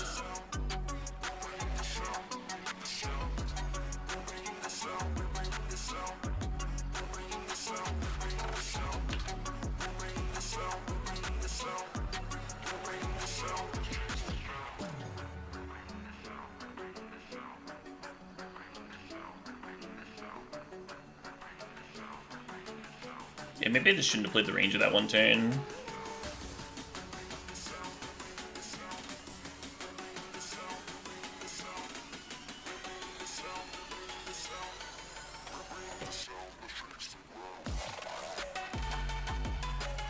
Trying to think of a reason that could matter. Well, they have Tarmogoyf, so I should be exiling my Teferis. And I guess the Walking Ballistas. And this food chain.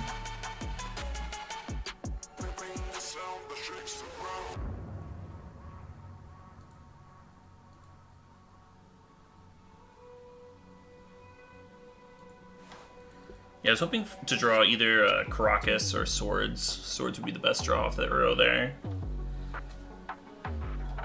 We're in a spot where they've got like a really good chance that they can just like clear our Uro.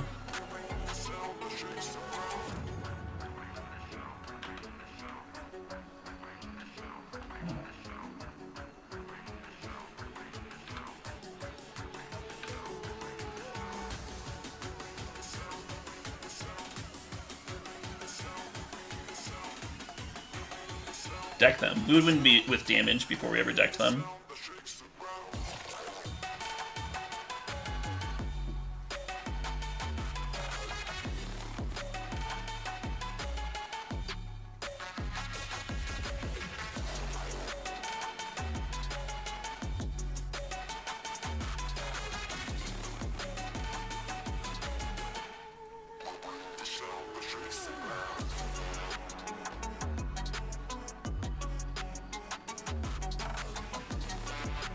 Yeah, it's a good Bob-omb.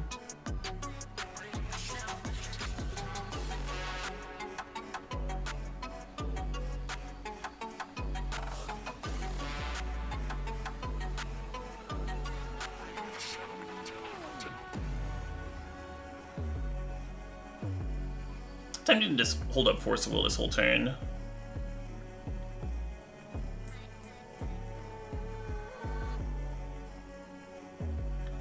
Sure.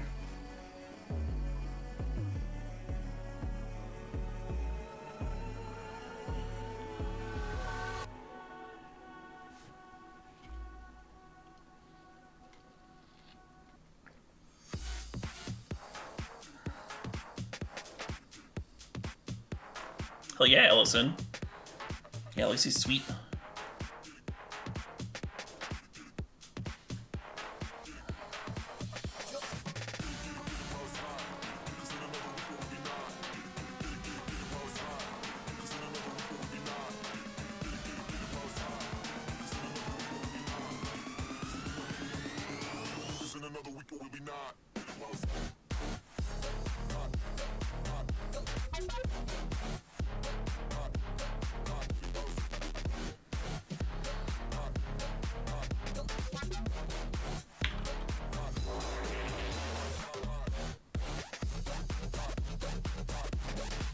we've reached the stage of the game where we're just like dead to a removal spell.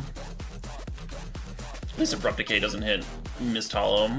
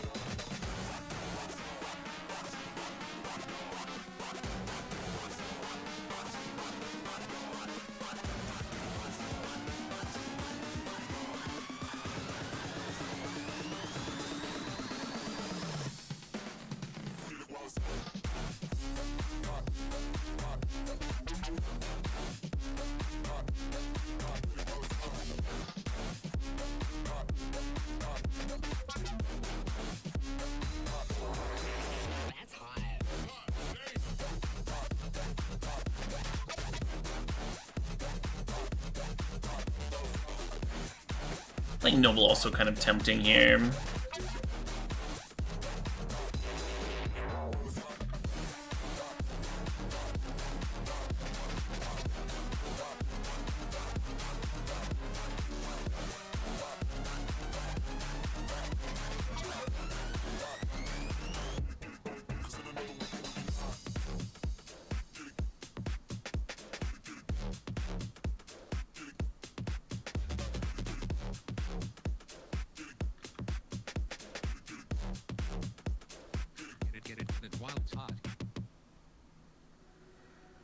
Abrupt Decay is pretty juicy here. That is Stretch Back Loam. Nice. It's very good for me.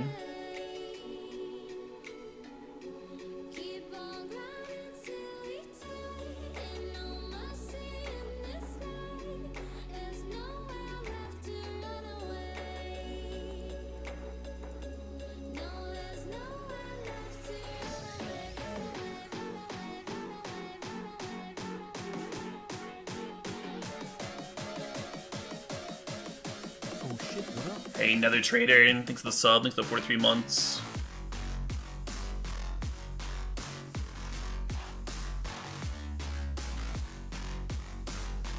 Has an interesting days. Oh, they want to replay the land, and then just still bring back Uro this turn? Sure, but then they're not Abrupt Decaying my Uro.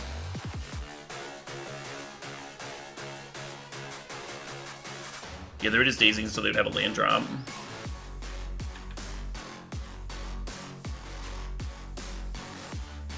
Get that 4th green.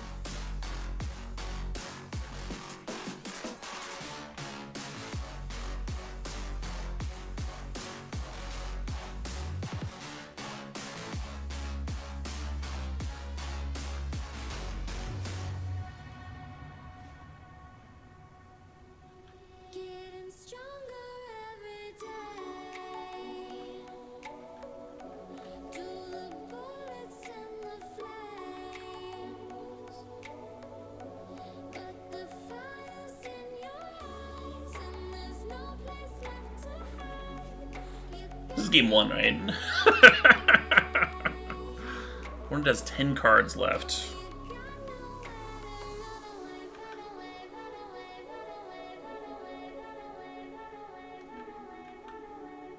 They do have another Uro in hand, yeah.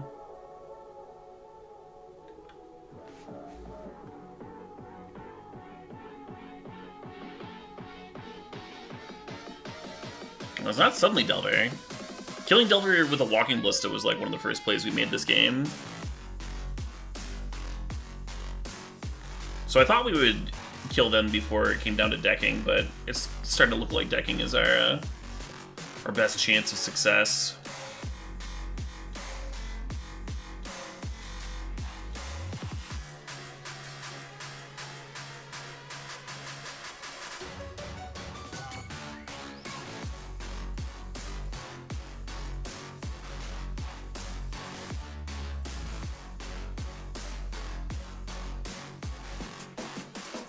Yeah, pretty rare that you get to turn 14 hum.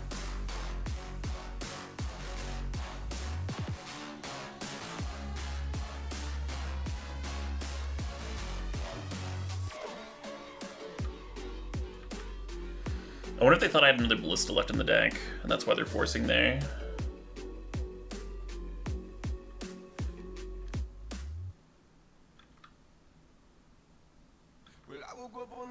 I found another Abrupt Decay hum. Yeah, Decay's great here.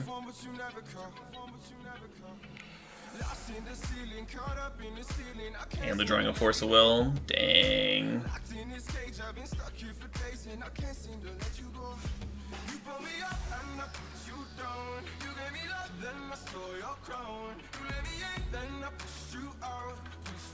Yeah, not looking good for us, hum. We need another Swords off the top, I think. This is the only draw that does it for me. Because they can force the Uro when we go to bring back the Uro. Maybe we don't bring back Uro. Maybe we just run out Eternal Scourge as a blocker.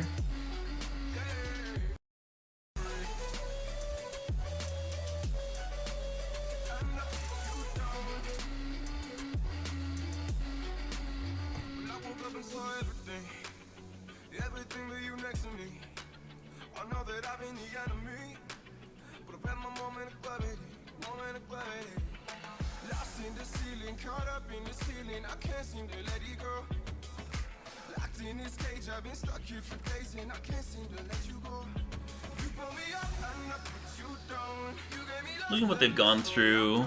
3 dazes. I'm just deciding whether to run out the Eternal Scourge or just try and chump with the Noble Hierarch. Both run into a removal spell. A removal spell answers either of them fine. Maybe Noble should have chumped last turn, huh? Still be at 7. We didn't know that we were going to draw another green source.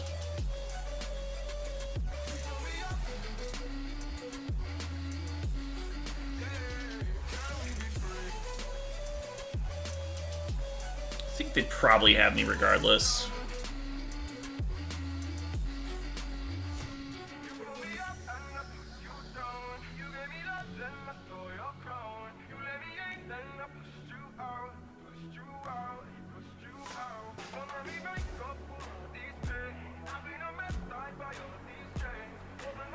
You got it, friend.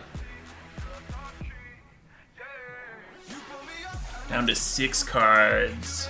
Oh, man.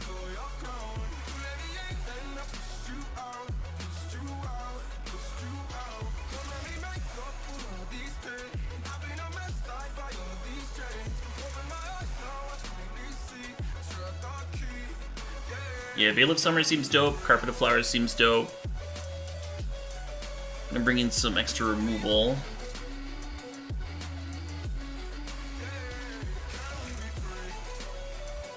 And we could play Rest in Peace. Again, the issue with bringing in Rest in Peace is then we're cutting Uro. And Uro is pretty good when you're like facing down a Delver. But they are playing Loam and Goyf. I don't think they have that many Goyfs. I don't think they're playing 4. Yeah, you're fine, Beef Punch. Yeah, the reason to play Path is that it's Swords number 5.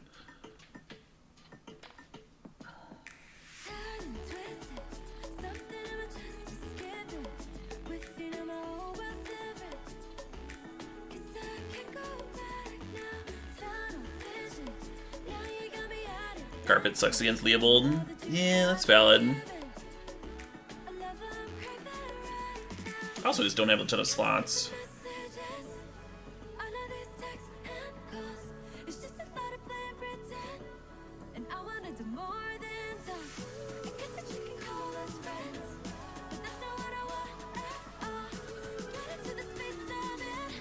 There's only the one Leopold, though. Yeah, Carpet should be in, I think.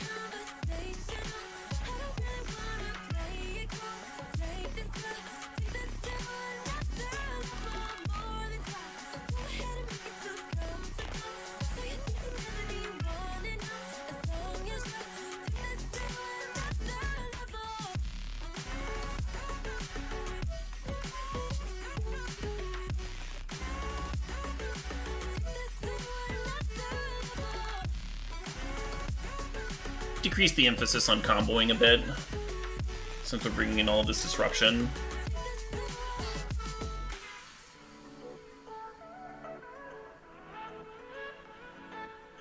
Yeah, I'm worried about us playing Rest in Peace, nuking Uro, and then they just abrupt decay the Rest in Peace and play another Uro.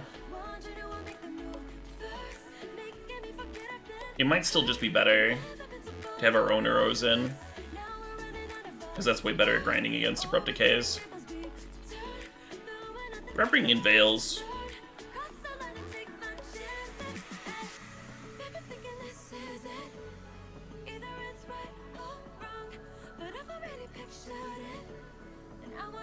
How's my night been? It's been really good. We went 4-1 with an Esper deck. I think we're like 3-0 with this deck so far, but we just lost game 1 to Bug Delver here.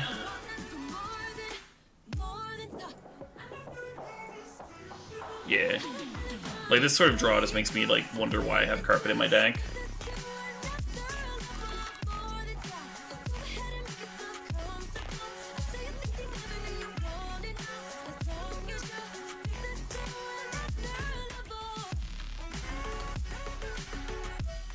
They showed us Stifle, so that's why I'm fetching on turn 1. Now I have access to all of our colors through Stifle.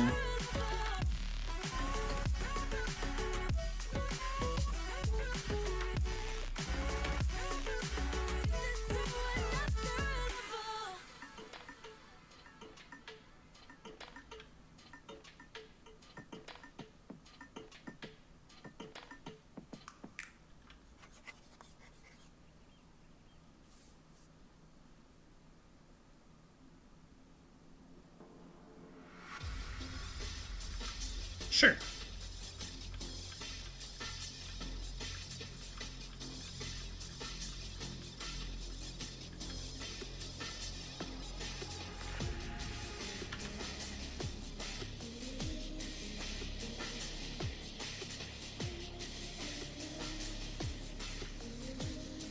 I think I'm just gonna make him have another removal spell here. Fire off the Ice Fang.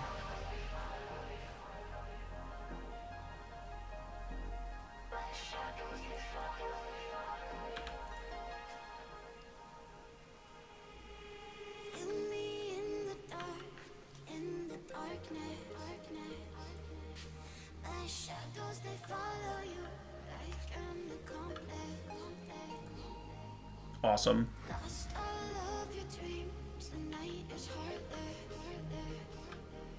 I ran out of time sideboarding. I had like a few seconds left. So I just submitted.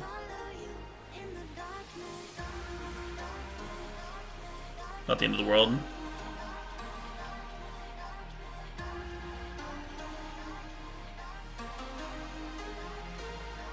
You think they boarded Stifle out? They might have. They certainly could have.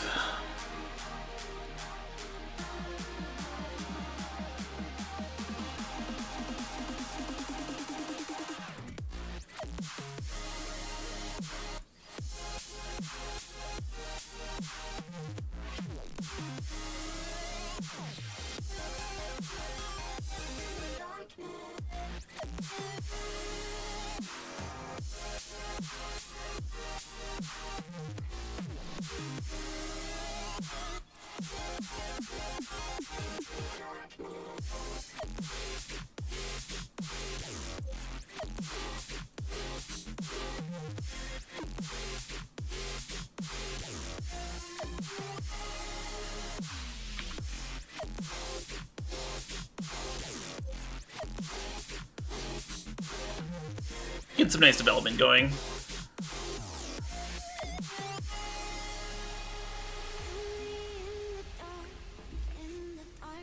So our position here is not bad. The concern is that Sylvan Library is just an extremely strong card. Might just do way too much fucking work here. This deck is pretty fun, paper man games. Every game is a puzzle, you know? That's kind of fun.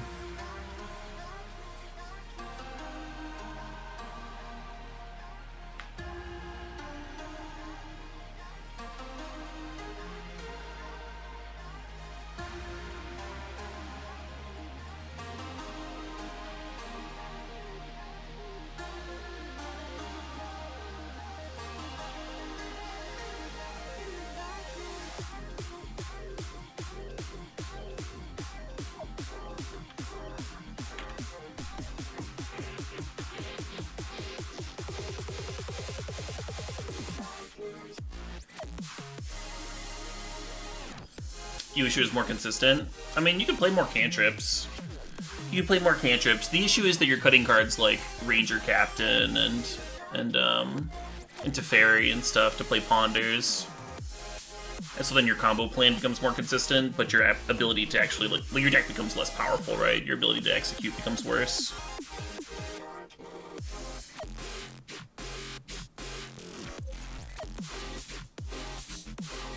I think the deck is like a pretty consistent fair deck with like a lot of built-in value. And then it's a pretty inconsistent combo, if that's what you're looking for.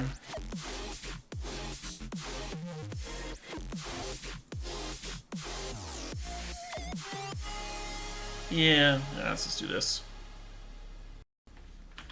Start jamming the Griffins.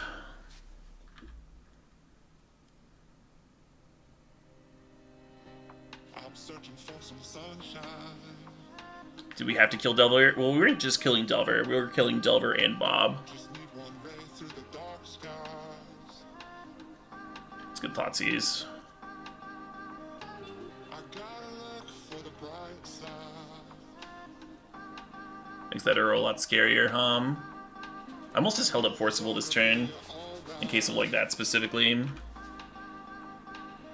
know we're gonna be alright.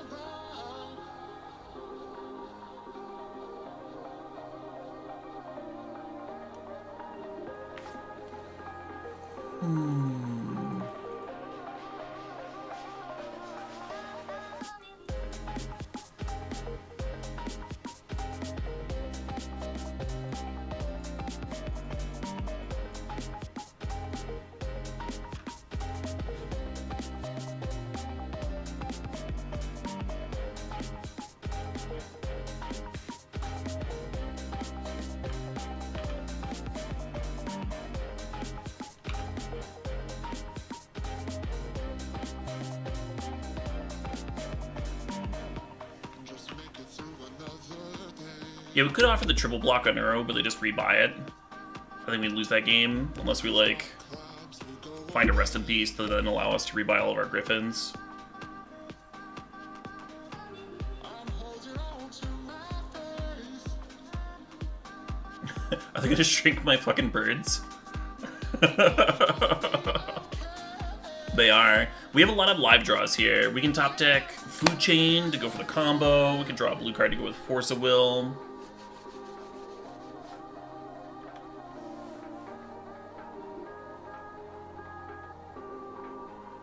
Drawing a blue card to go with Force of Will makes the Walking Ballista pretty strong. As this Carpet of Flowers does too.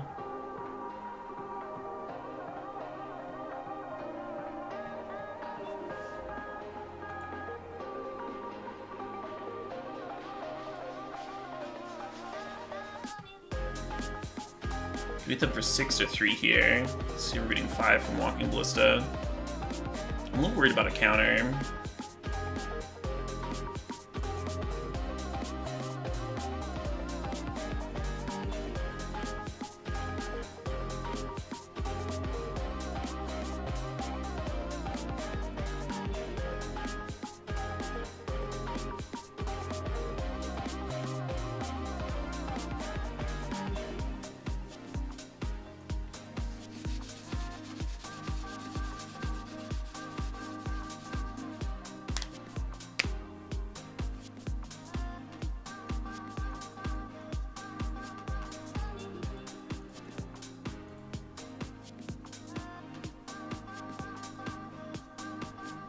Fuck.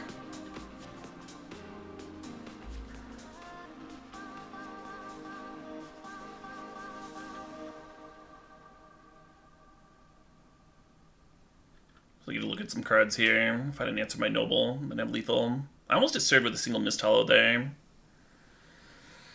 I maybe should have played Ballista pre-combat. I thought about that too. And then you kill Plague Engineer and the Griffins hit for more.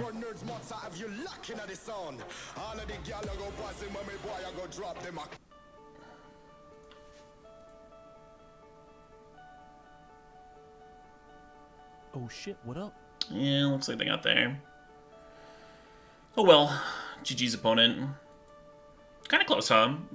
They don't find a removal here, and they have to keep Delver back.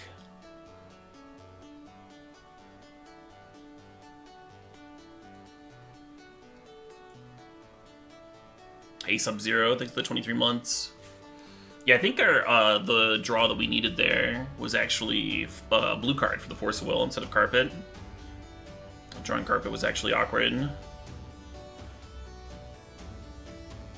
Against what they had, if we play Ballista there with Force backup, we get to force their Force, clear their 2/2, clear their Delver, you know. Then the most they can deal me on board is 6 damage when we're at 8. And then they're taking 9 on the Crackbank, so they're in kind of a spot.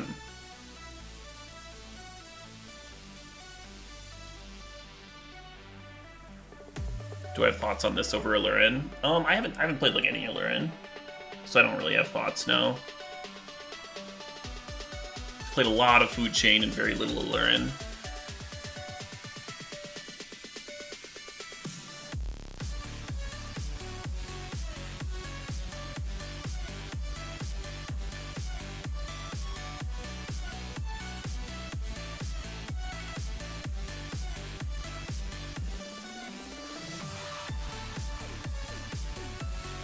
The amount of Delver that we've seen today, 4th Sword to the main wouldn't have been bad.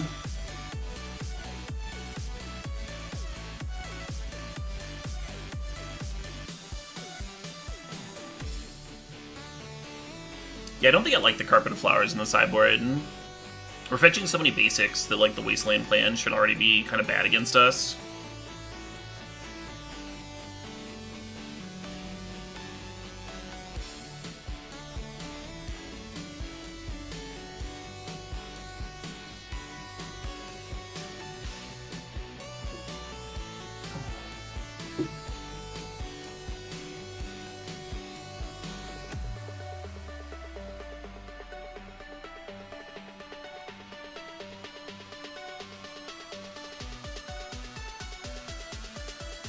Wasn't a pain for them that game, Morphling.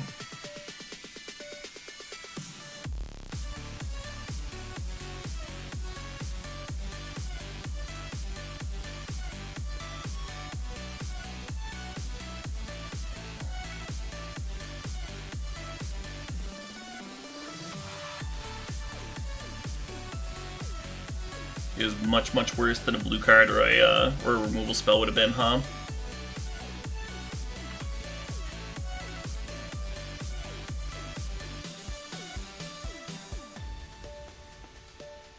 What's up, Joe Hef? The odds of Brainstorm locking ourselves with this hand is pretty small, because we can wait a turn, we have another land drop lined up. There's a chance we don't even cast the Brainstorm.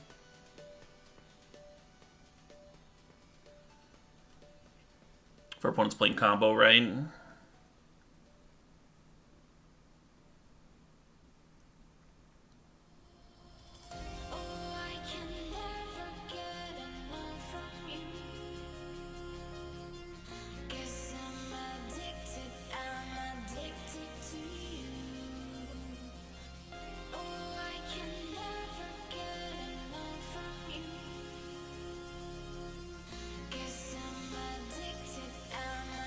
Maybe we can learn how to beat it. I mean, they had a removal spell for it. The Carpet of Flowers. And it was just, like, really unnecessary. Like, we already had plenty of mana. Because, again, we're fetching all these basics.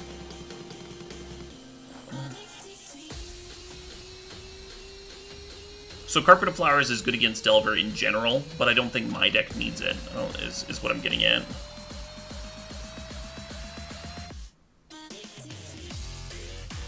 Yeah, I'm gonna go ahead and let that resolve.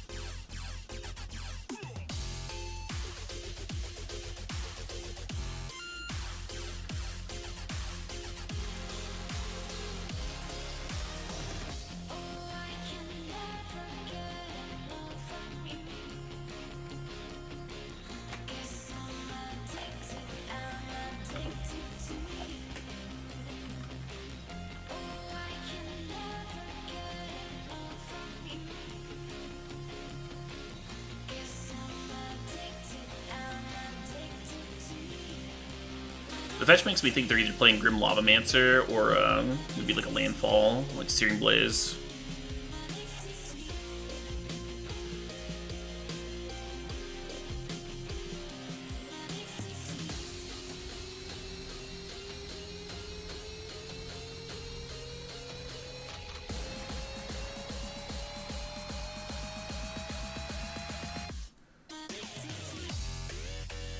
These leagues have been pretty time intensive.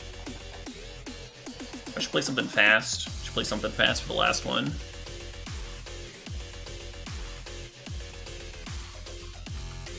Food chain can take a bit.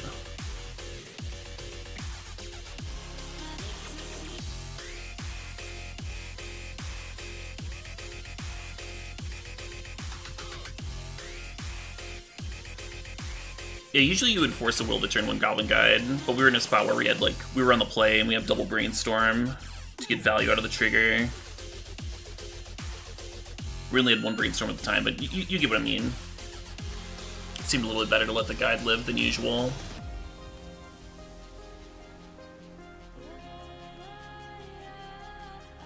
Our game plan this game is to just get the Uro in play. That's kind of the only thing that really matters. It'd be very hard for us to lose.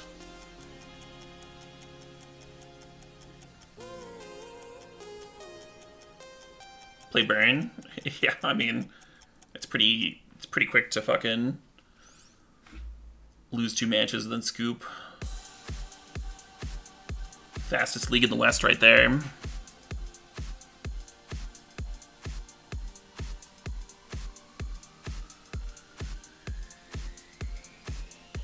Nice. I didn't actually want to play the Caracas. It's kind of cute with Uro, but I would much rather crack fetches and get basics into play.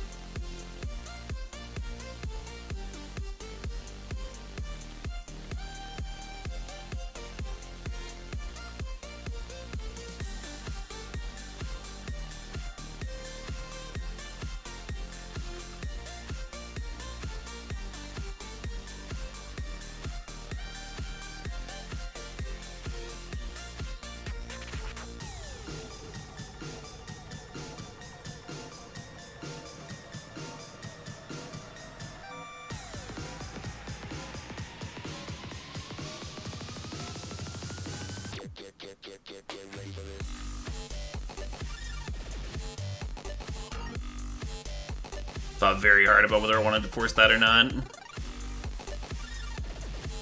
I'm doing well, Cosmic Bobsled Frenzy. Hope you're good.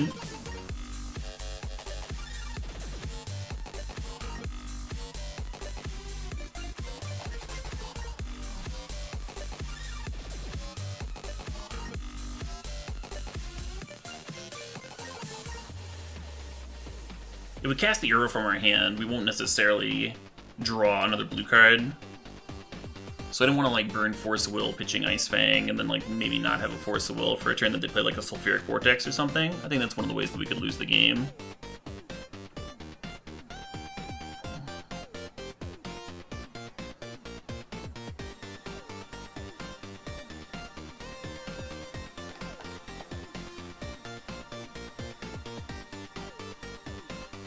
Legacy decision-making can indeed be quite grueling.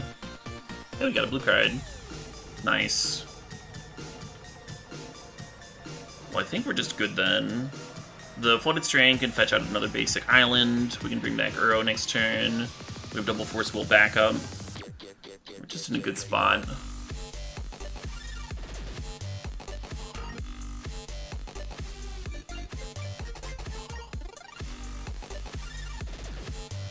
If you're gonna pitch to Force of Will, before I drew the Manipulate Fate, we'd be pitching Ice Fang. Right now, pitching either of them is fine. You just don't want to pitch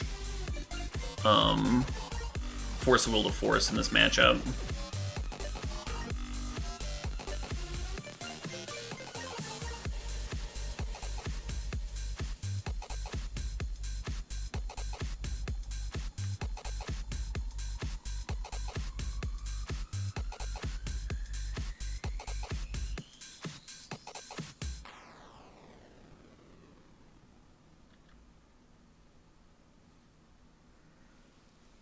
What was the Addicted song? It was Addicted by Nitro Fun. So the same artist. We've had 3 Nitro Fun tracks in a row. All Monster Cat releases.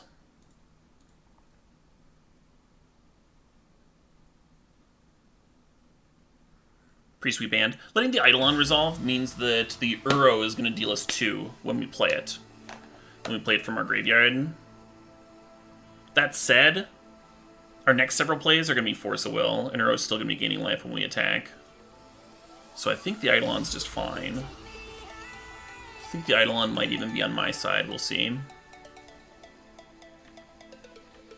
Hopefully I'm not wrong about that.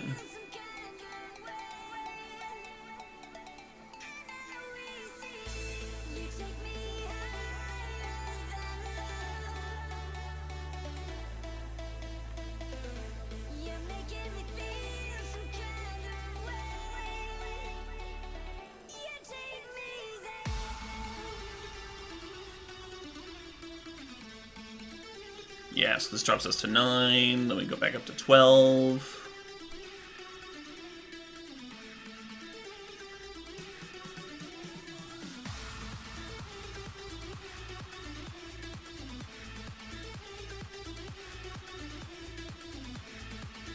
I guess I play the damn land. I don't know.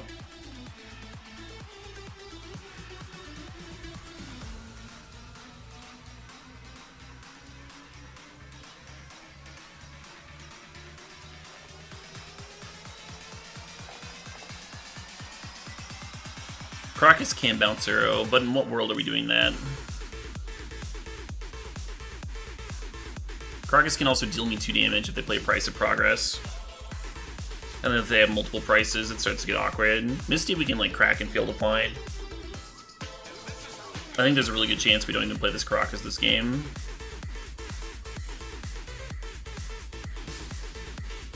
Why play Manipulate Fate? Because we're playing Food Chain, friend. Manipulate Fate tutors the Griffin part of the Food Chain Griffin combo for infinite mana. If you ever see some random person's hand, like say you're playing Legacy and you like duress them and you see Manipulate Fate, they are on Food Chain combo 100%. This is the only deck that'll play this card.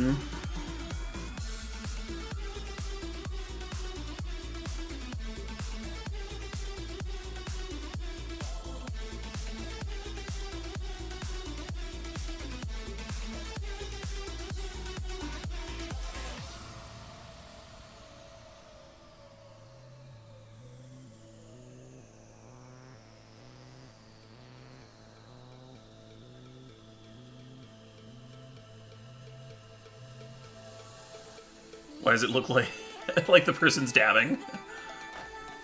I don't know. Ahead of its time, that Manipulate Fate.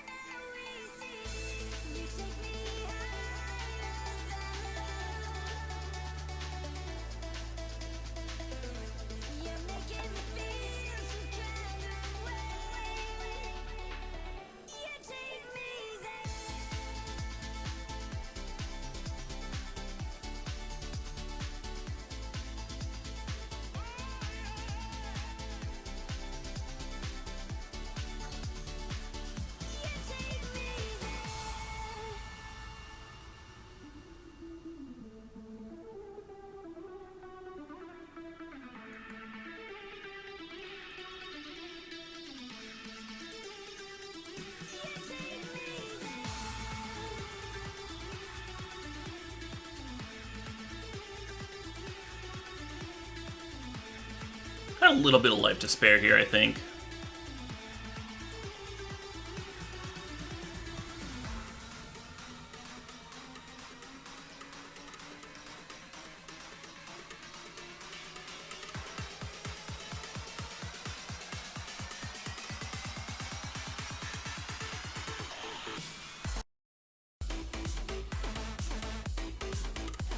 So we lose 2 life, but then we get Ballista, and Ballista doesn't take any life. I'm just straight up not even going to play these lands. I think we're just going to Ballista pass.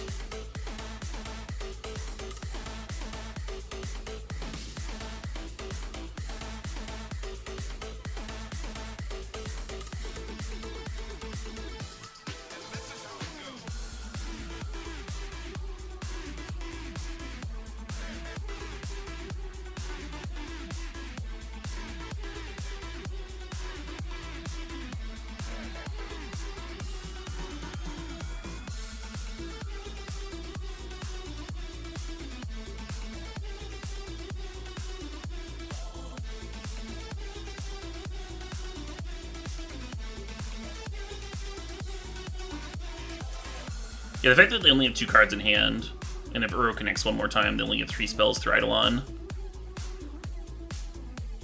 Feeling pretty good with the double Force of Will. Been feeling pretty good most of this game. The swords early on was like the only thing that would have really improved our draw.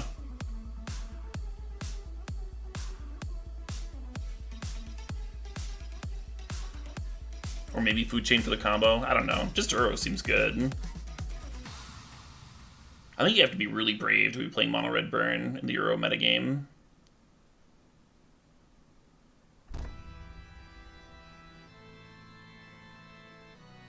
Seems like not where I'd want to be. I'm always dismissive of Burn though. I never think it's good.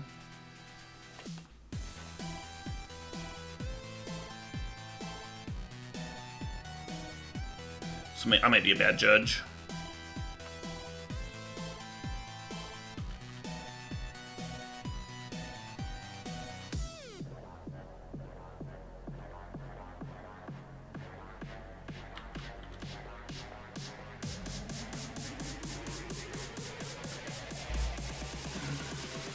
We've had enough of this nonsense.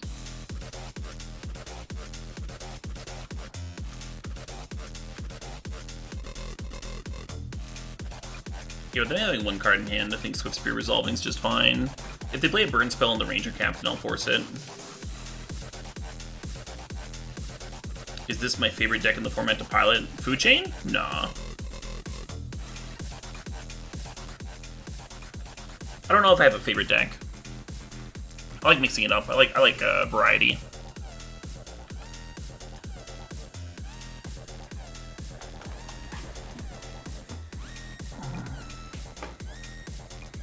Bomberman is not my favorite deck to pilot.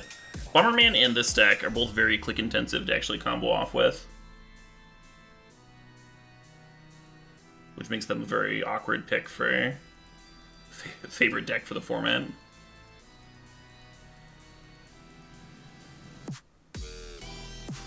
I still like Mono Red Storm, yeah. I did a lot of it in a row. I don't know if I'm going to play it tonight. It does play pretty quick.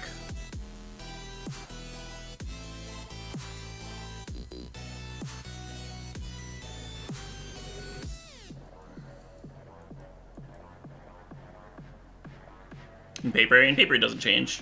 You're facing the same legacy decks in paper or in or online. Of this nonsense.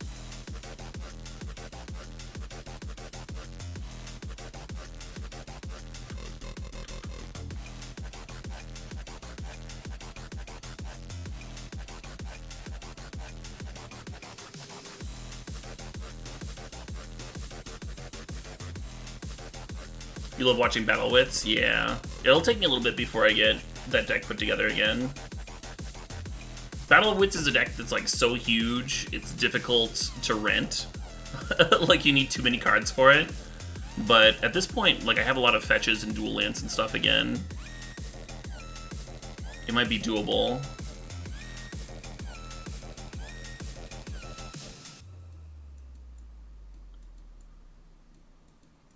Mono Red Burn A. Definitely want the 1 mana disruption, and we want more forces. I want Force of Vigor against them? I kind of do. If they're playing Sulfuric Vortex.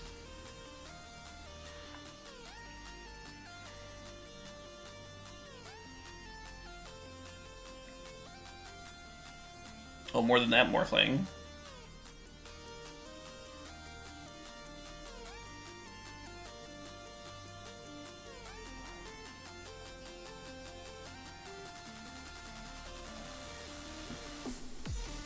I think between, if you count invitationals, I think I'm like close to like 15 SCG top 8s.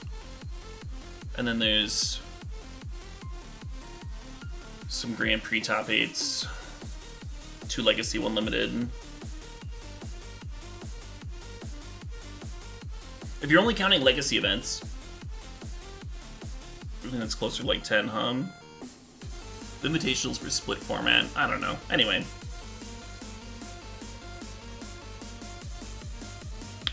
Shape and Manipulate Fate. Probably don't need to fairy.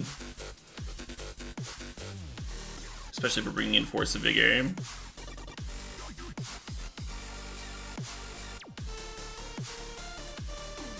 Something like this. Could shave Ice Fang too. This is a matchup where you could shave Ice Fang pretty easily. Maybe that's better than cutting a food chain.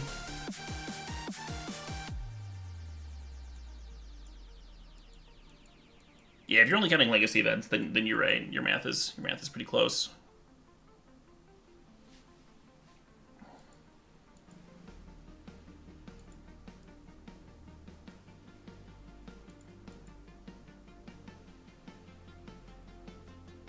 Well, shit.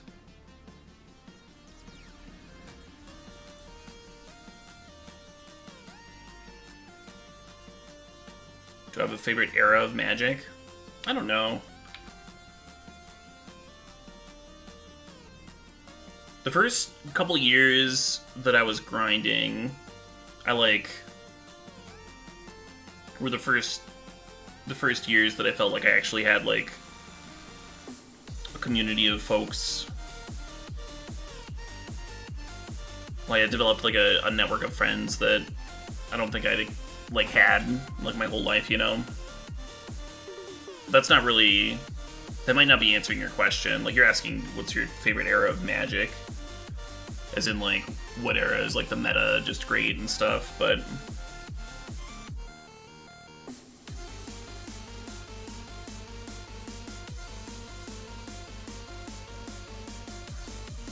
people say it a lot, but I mean the best part of Magic is the gathering, right?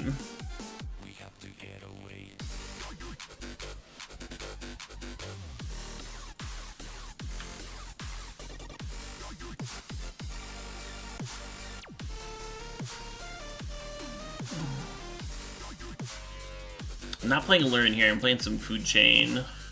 Food Chain combo.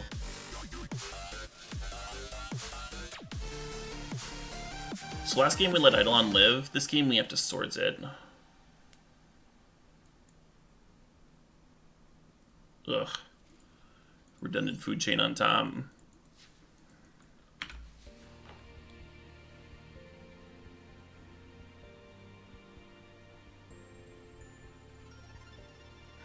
The best part of Magic is the delicious, delicious cards. I don't know if I don't know if you're supposed to eat the cards. I don't know if that's right.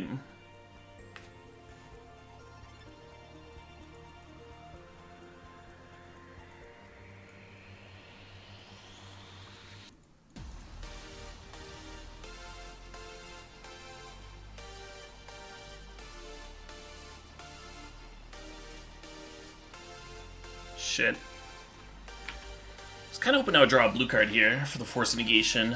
Did not do that.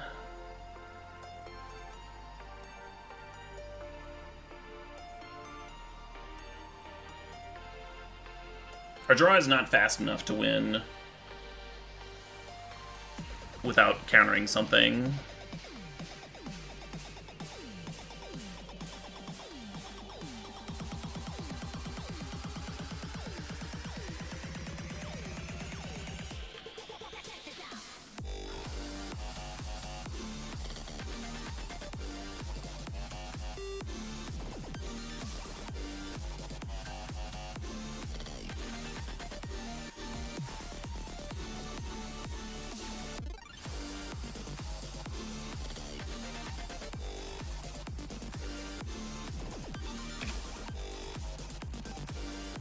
I think we're supposed to run out the Eternal Scourge here.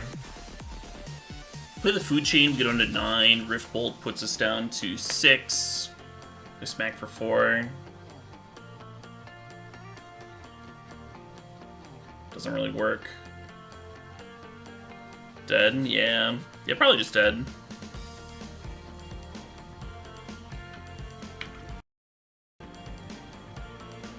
Good night, DC.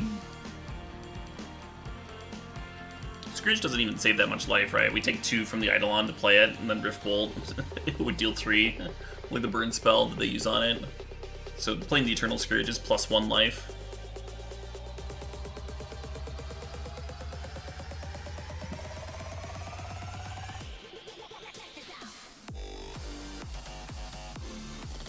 On the play, the Teferis are probably going to be coming back in, knowing that they're playing Rift Bolt.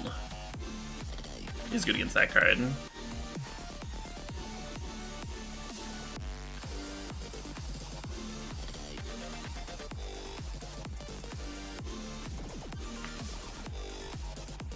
Yeah.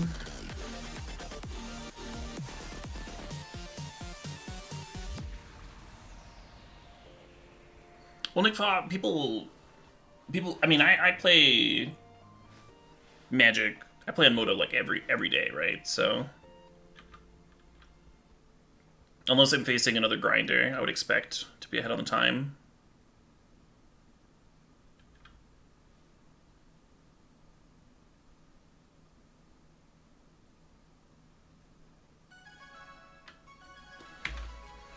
Yeah.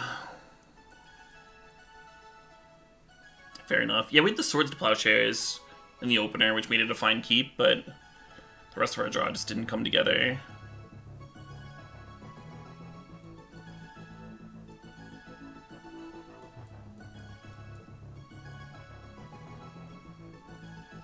Teferi is good against Rift Bolt. Is that enough reason to run it? I kind of want to cut the Eternal Scourge. I hate the idea of drawing Eternal Scourge. Could help me combo a turn sooner. I think Ice Fang is probably bad in this matchup too. Like being able to trade with things is good, but you think my opponent's double queuing? I do not think that.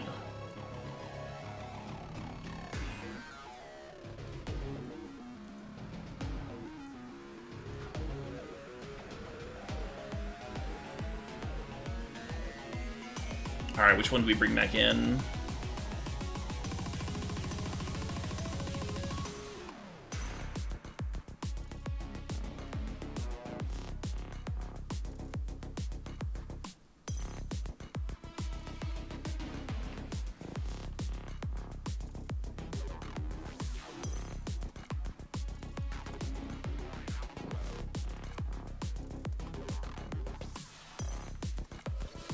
Well, they have priority on their turn.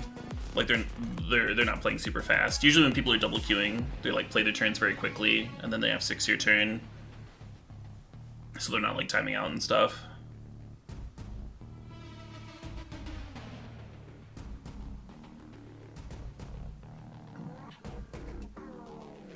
This opponent's just taking their time. That's totally fine.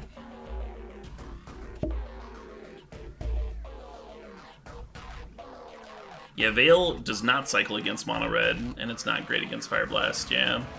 Veil of Summer is only good against blue and black cards, so if your opponent is not playing blue and black cards, you don't want to board it in. Yeah, it could be a slow connection. Absolutely bans with Legends, absolutely. Yeah, Teferi's a little bit better on the play. It's really good against that Rift Bolt. If you can like bounce their one creature and counter a Rift Bolt with Teferi. That's pretty solid. Mostly we want to play like a controlling game, and then our best draws are going to involve Uro. But on the play, it's not crazy to combo them too.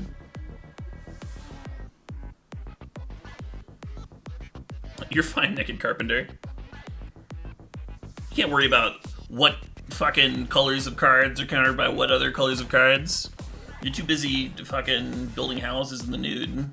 It takes a lot of time. It takes a lot of time and effort.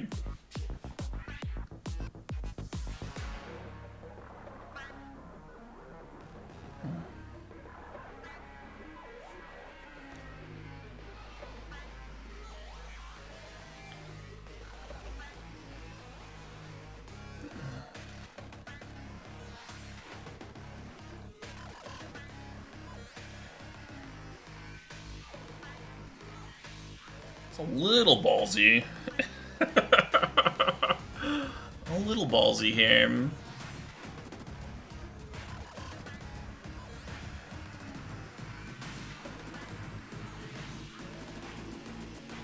No empty Cheons. That would be weird.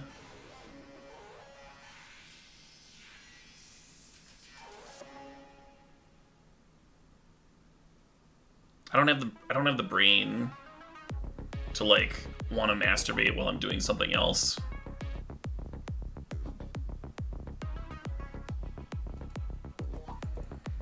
Need to focus on what's at hand, right?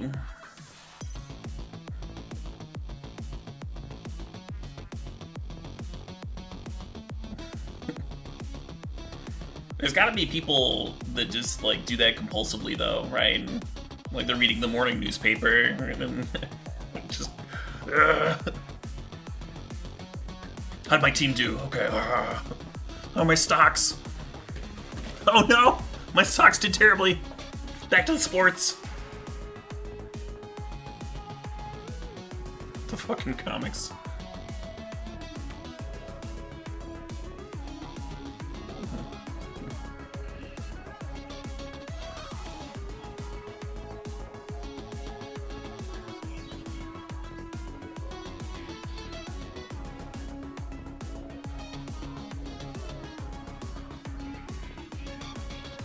How am I doing? I'm finding my third land. You mean my second land?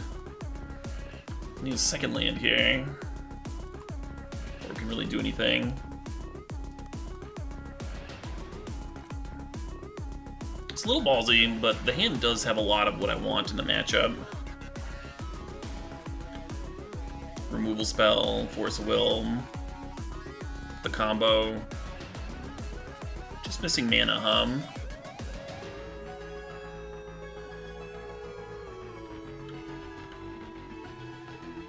Ideally, they would not have a removal spell for the Noble Hierarch, and then the Manipulate Fate can cantrip on our next turn.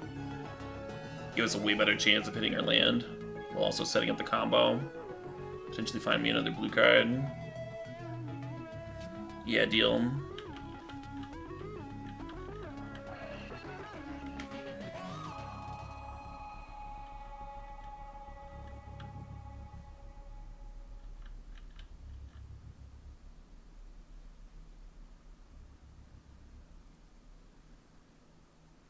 If I drew Brainstorm for turn, I would fire that off. Why have they not passed the turn?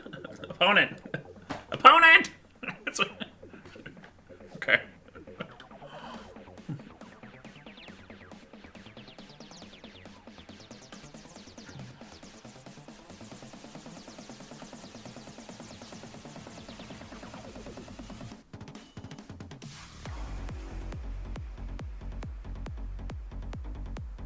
I suppose one way to go infinite with mono red,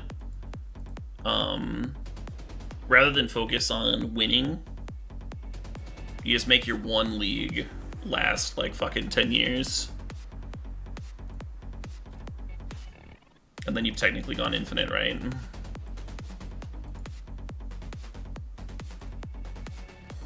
I think I'm gonna exile the other Manipulate Fate.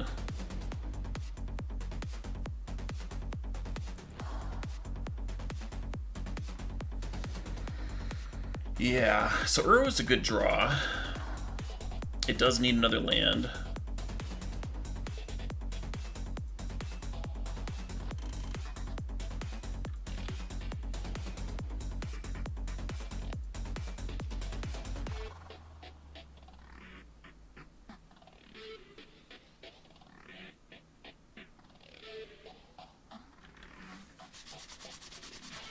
This game's like actually kind of intense. Because we have some tools to work with. We're still missing that land.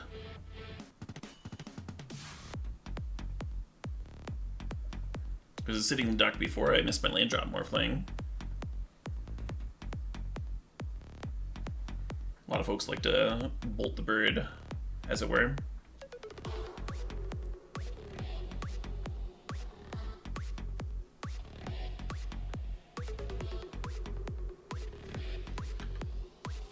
Yeah, we're hoping to like tap out for a Searing Blaze here or something. Or play something I don't care about, like a Goblin Guide.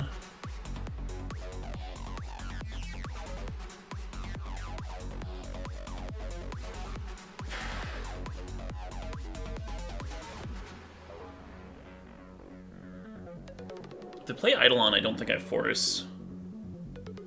But it's close.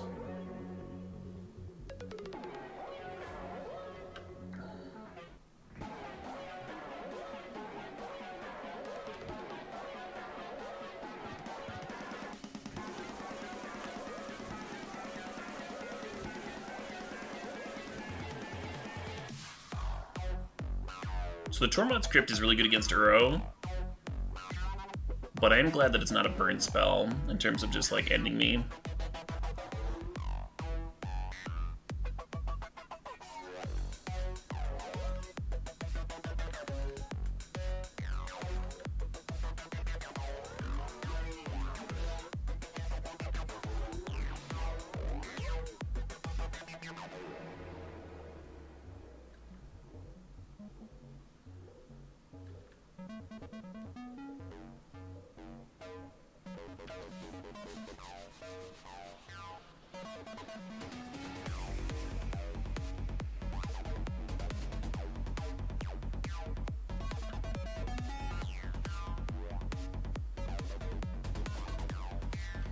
This is actually fine, you know, drawing Force Negation here.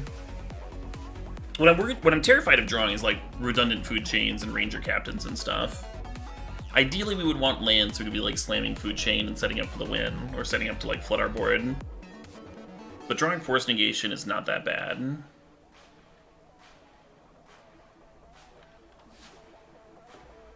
We need to path one of these Swift Spears.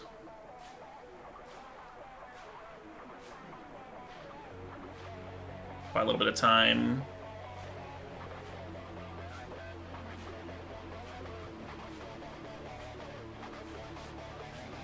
Yeah, they might be flooded if they're cracking Sunbaked Canyon here.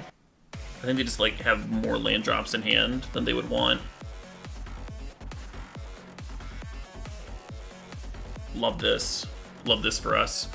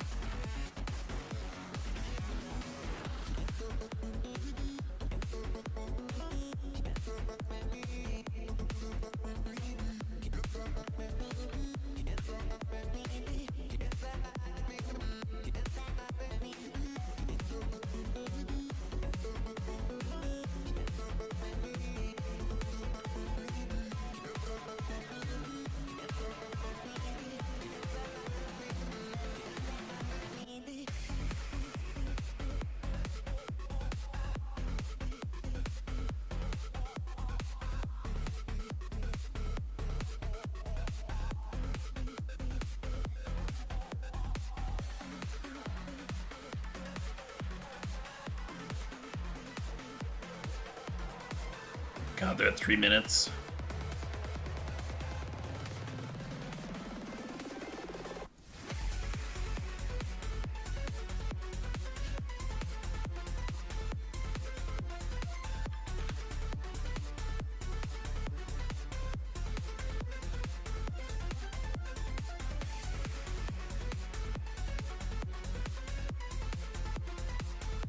Yes. Yes.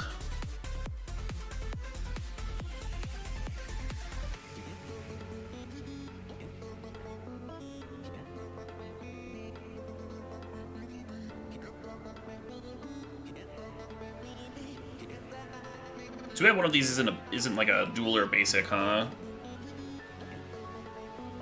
Because the Ranger Captain represents, you know. What if we shuffled Ice Fang away? How weird would that be? I think I want to play it.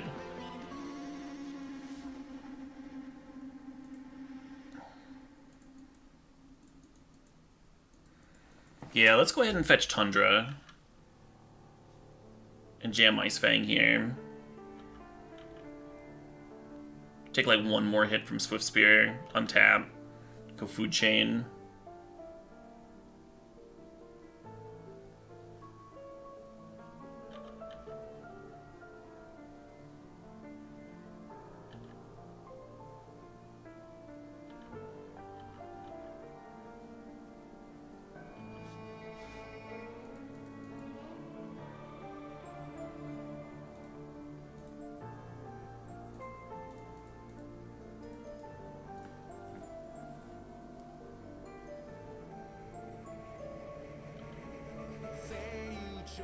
Again, a different story, different way.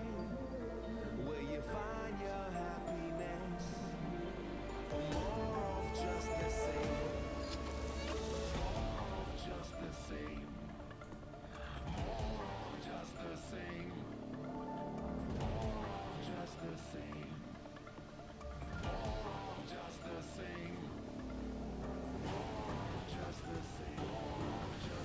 guess this grabs Island.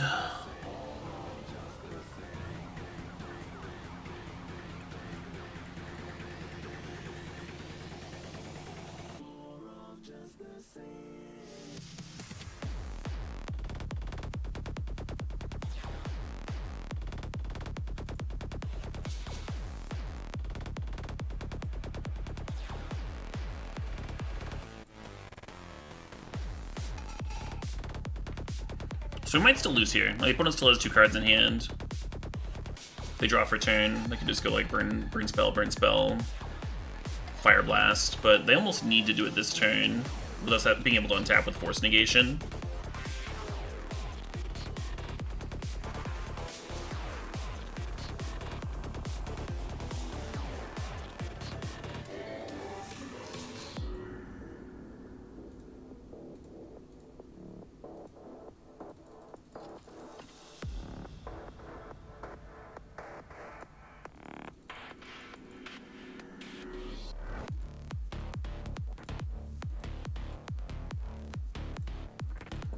Go, my Griffins, go! Opponent has F6'd.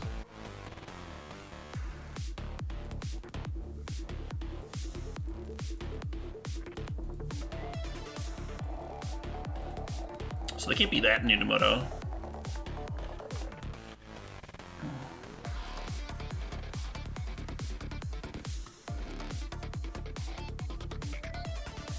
Yep.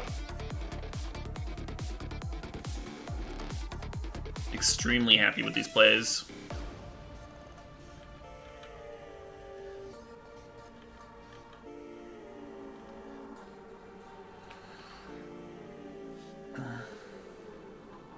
So one of the cool things about Mist Hollow Griffin Food Chain is that you don't actually need to have the Ballista to win. Like, you get into these situations where the opponent's got a few creatures and you got your little army of birds.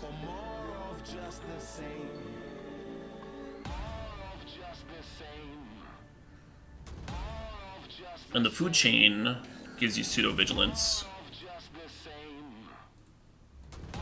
You can just exile them and then replay them.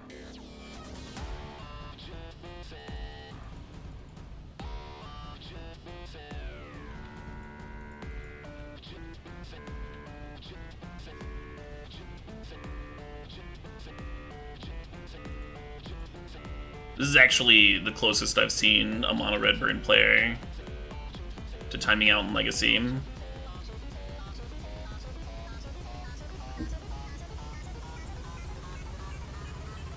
Probably just having connection issues. Moto can get really sluggish sometimes.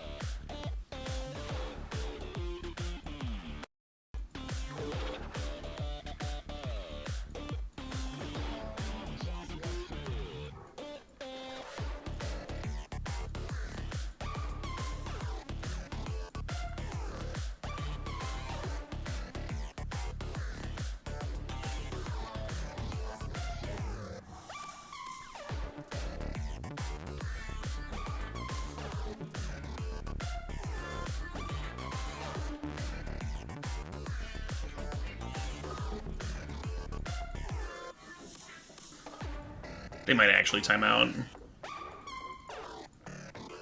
Oh shit, what up? Oh shit, what up? Hey, Mini Mark, thanks for the sub, thanks for the 24 hours there, or the 24 months there. You said you're working a 24-hour shift, so thanks for the fun games and good jams. You're very welcome.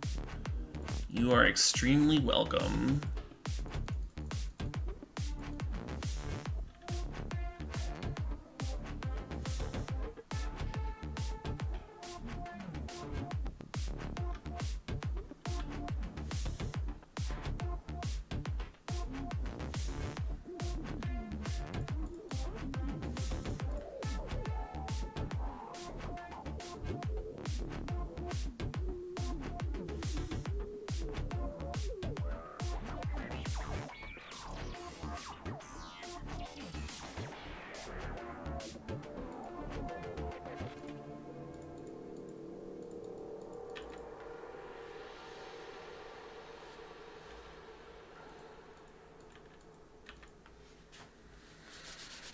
And look at that. Infinite damage!